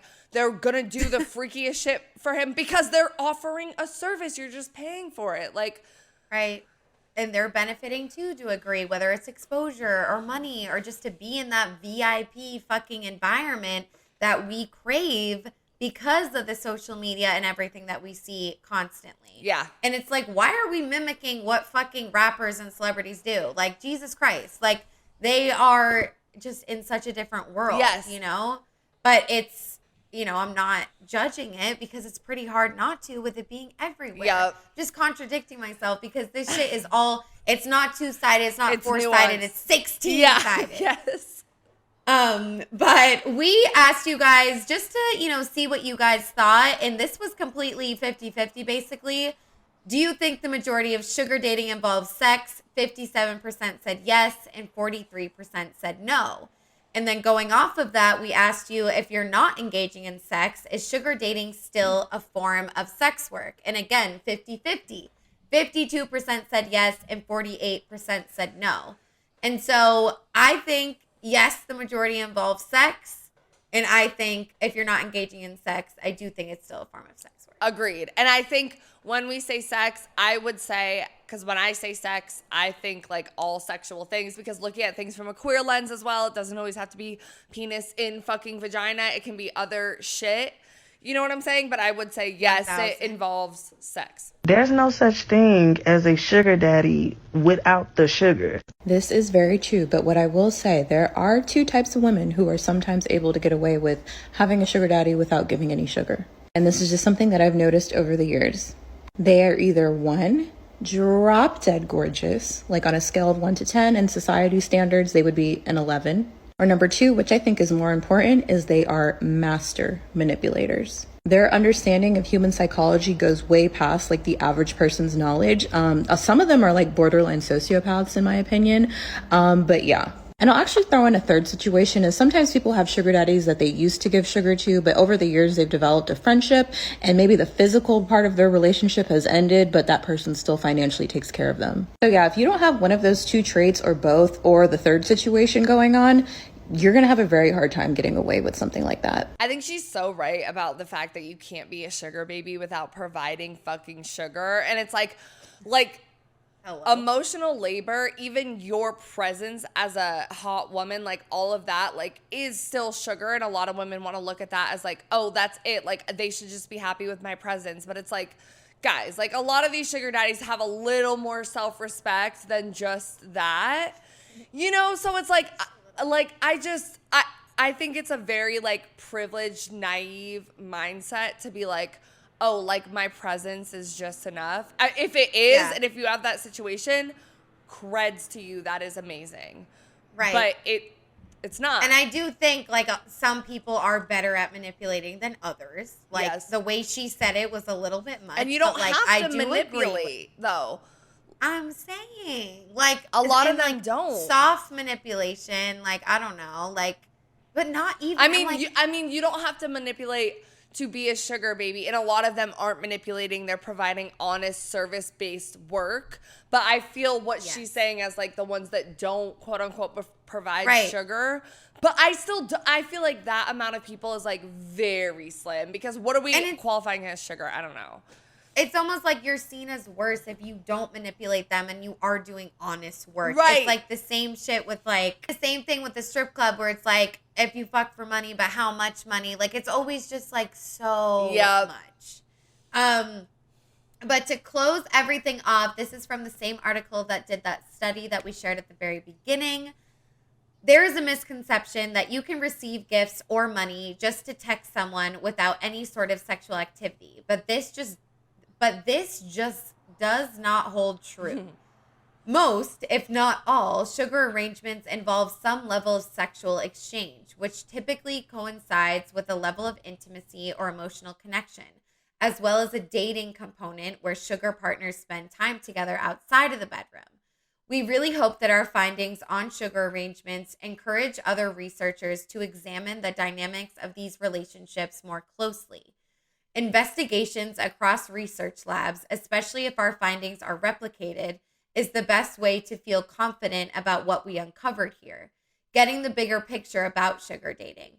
And more specifically, we definitely need to hear more from the people who pay for the company of young people in these relationships. That is certainly something fresh from our work. What was surprising in part was how practical the young people's voices were and how emotional and connection driven the benefactors' voices appeared to be. It would be great if some researchers explored that further. Perhaps we will. The hardest part about investigating this topic is the stigma associated with it, largely due to the transactional nature of these relationships. Social media certainly has helped bring these issues to light and to create a certain level of openness about it. But we are concerned that by doing so, many who stand to benefit financially, i.e. the companies promoting these relationships, continue to exploit young people, especially those in financial need, by suggesting that these relationships are common, typical, or normative. It's hard to get around that point. So with that being said, we are going to wrap up the episode now. We do this at the end of all our episodes. We just talk a little bit about what we are wet, dry, and still confused about the topic. So do you want to go first, Fiji? I can. I mean, I'm definitely wet about this study and the fact that they're being honest about the lack of research and like the honesty that existed throughout this episode. Like I think that Medium article when she talked about holding up the mirror and reflecting on like the like parts of yourself you don't want to see, and that like I do think, and I'm wet about us being honest, and I'm also wet about our journey in discovering these things because we were so young, like many of these college age girls are when they started. And I think it's just like, I don't think I felt this way when I was in it or 2 years after or until I've become an adult. And like we research these things and we talk about them from a nuanced perspective. So I'm wet about that. I am always wet about sex workers and the fact that there are so many women like trying to do this like honestly and like, you know, like that they're still trying despite like all the stigma attached to it, and they're being strong throughout difficult circumstances and all of that. So like shout out to any sugar babies, sex workers, whoever listening, because like we see you and it is work, and I want to acknowledge that. Yeah. Yeah, I echo everything, and I'm wet about learning more simply because we've never done this before. I've never had someone super close to me do this before. Like this is an area of sex work that I'm not too familiar with. Yeah. You know, escorting and other things maybe. Yeah. No, just kidding, guys. I mean, I'm not kidding, but like I was mostly a stripper. Like that's where I would classify most of my experiences. And so it is really good to learn and hear from people. And I think it's like, because I do want to hear from the men too. Like their perspective is valid. And when it comes to research and like analyzing humans and why this is all happening, it's like I do want to hear from both sides. And I definitely want to acknowledge that a lot of this episode was wet. It's like we chose to focus on, like we chose to humanize it and like have some men and women that are just simply doing this because they want to or they are seeking connection, and less about the trafficking. But of course we talked about that, and I'm wet that we talked about the dangers because again, no one is, and it's real. And I mean, I didn't know there were trafficking sites on these. I could only imagine. Yeah. But I didn't know blatantly that there was. And it's like, it's really scary. So I'm wet that we were able to like research this for you guys and for anyone that is thinking about this. And like, hopefully you can understand what I'm also so wet about is that you can promote sex work as a past sex worker and be pro sex work and still want to go back sometimes. Yes. But at the same time, be content that it wasn't for you and know that it's not for everyone. So like pushing that on other people on the internet is crazy to me because everyone comes from so many different places. Not everyone can handle it. And I don't even know if I could handle it for a time. I mean, I did it for like 2 years in LA. It's like I obviously was handling it to a degree. But like I was pretty down when it ended. Like it wasn't easy. So I don't know. I'm wet about the place that we're in and just about learning more and kind of like calling out the stigma, but attempting to destigmatize through our voices. Because unfortunately, there's not a lot of academic text on this, you know? So yeah. Yeah, same. I mean, I'm dry about like the stigma for sure. I'm dry about like the general naivety and like lack of education, and because of the stigma, how it's not seen as work. And like, I don't know, I'm also dry about how much it's marketed to college students, because I know like we were young when we first got into EDU email. Like we were so young when we got into it. And again, I don't regret it. I don't, but like I don't think we were prepared in a lot of senses, and it does feel a little predatory. Because, like, if they're going to do that, because it is beneficial for college students, like, for sure, like, when you're struggling financially. But we need the education as well. Or we need to make it a major. Like, that sounds radical and insane to, like, a lot of people. But, like, I feel like there should be something more. I mean, it needs to be decriminalized, like, all of these things, so that you can get, like, actual access to real resources that are fact-checked. There's studies, there's work put into it, all of that. So like dry about mostly the predatory nature of like going after college students, but also with that, the naivety and the stigma. It's all interconnected. Yeah. I, again, agree with everything and want to add that to my dry too. I feel like I'm so dry. You know, we want to normalize sex work, but with all of the young people turning to this and the rise and the TikTok trending of it all, I feel like it does kind of delegitimize people that do it for real.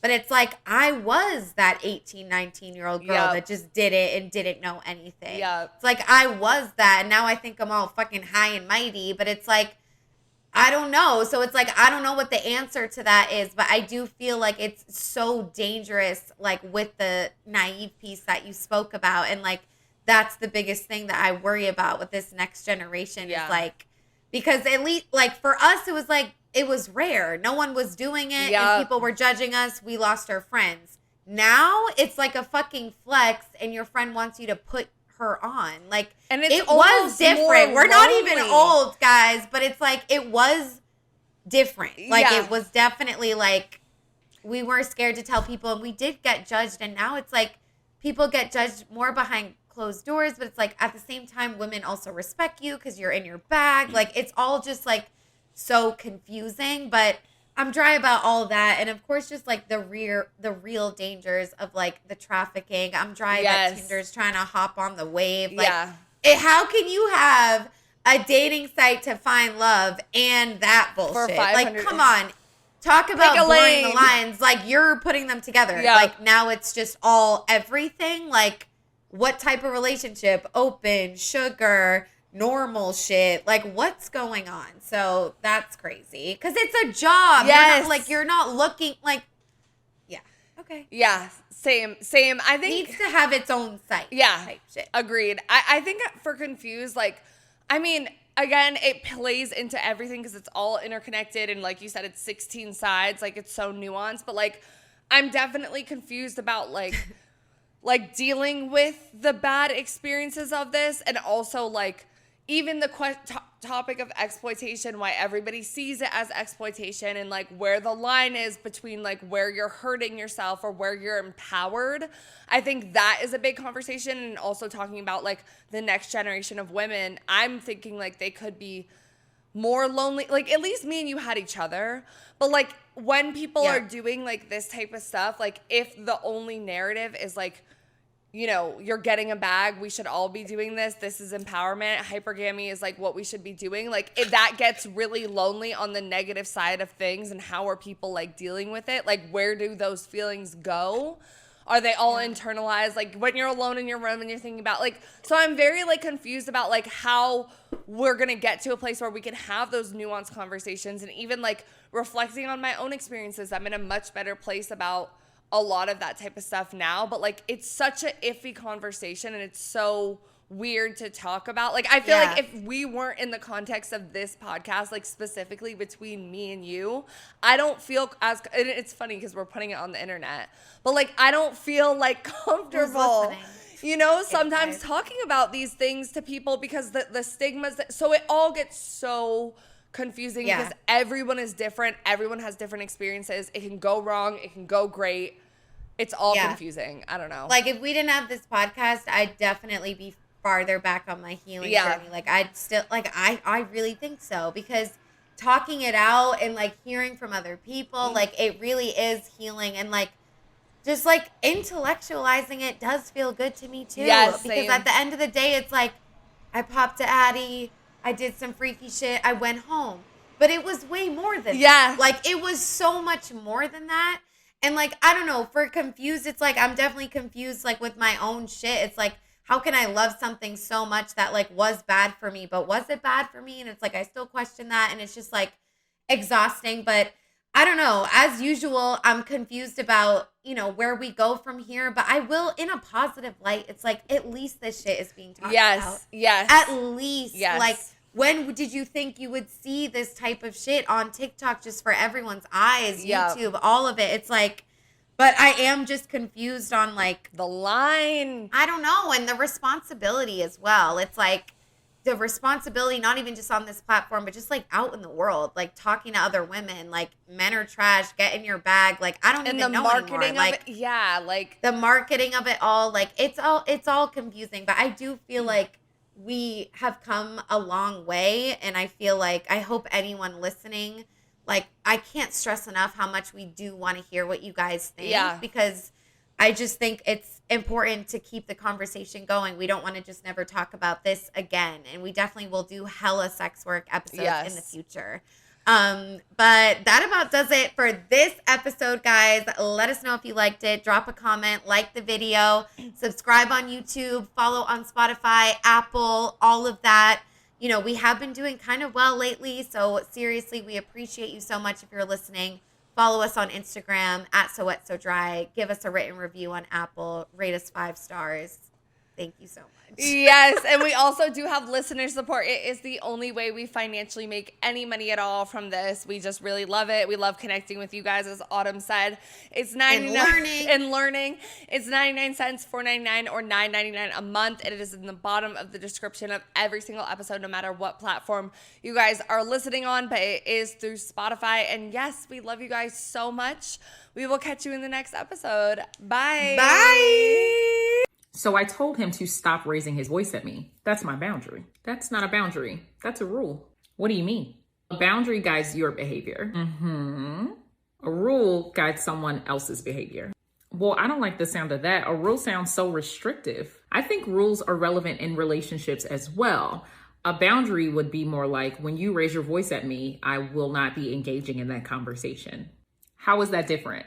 Well, because he can keep on yelling. You're not telling him not to yell. You're not controlling his behavior. You're saying what you are going to do in response to his behavior. Oh, okay. I see the difference there. Boundaries can seem like rules at times, but in reality, you're not controlling the other person's behavior. You're controlling your behavior, and the other person can act accordingly. I'm sure a lot of people get that confused. That's understandable. Think about it in terms of intent and power. When your intent is to change your behavior and to control your behavior, then it's a boundary. Okay, so if I say, if you yell at me, I'm not going to engage with you, and you need to sleep on the couch because I'm locking the door, then that's a boundary and a rule, right? That's actually more like a boundary for you and a threat for them. Whoa. We seem to have escalated a bit. How is that a threat and not a rule? Because when you have the power to exercise control over someone else's decision and you're trying to make them do something that you want, then it's a threat. Well, technically, isn't it their decision to abide by the rule, to decide to sleep on the couch? Okay, you don't have to be so loud with it. Threats are unhealthy because they make someone act out of fear, not due to their own choices, which is detrimental to their well-being and your relationship overall. Fine, so how do I get to a point, or how do we get to a point where we have a shared understanding of how we engage in these situations? That would be a standard. Okay, so tell me more about the standard. Well, hope you're ready for the next episode. Hey.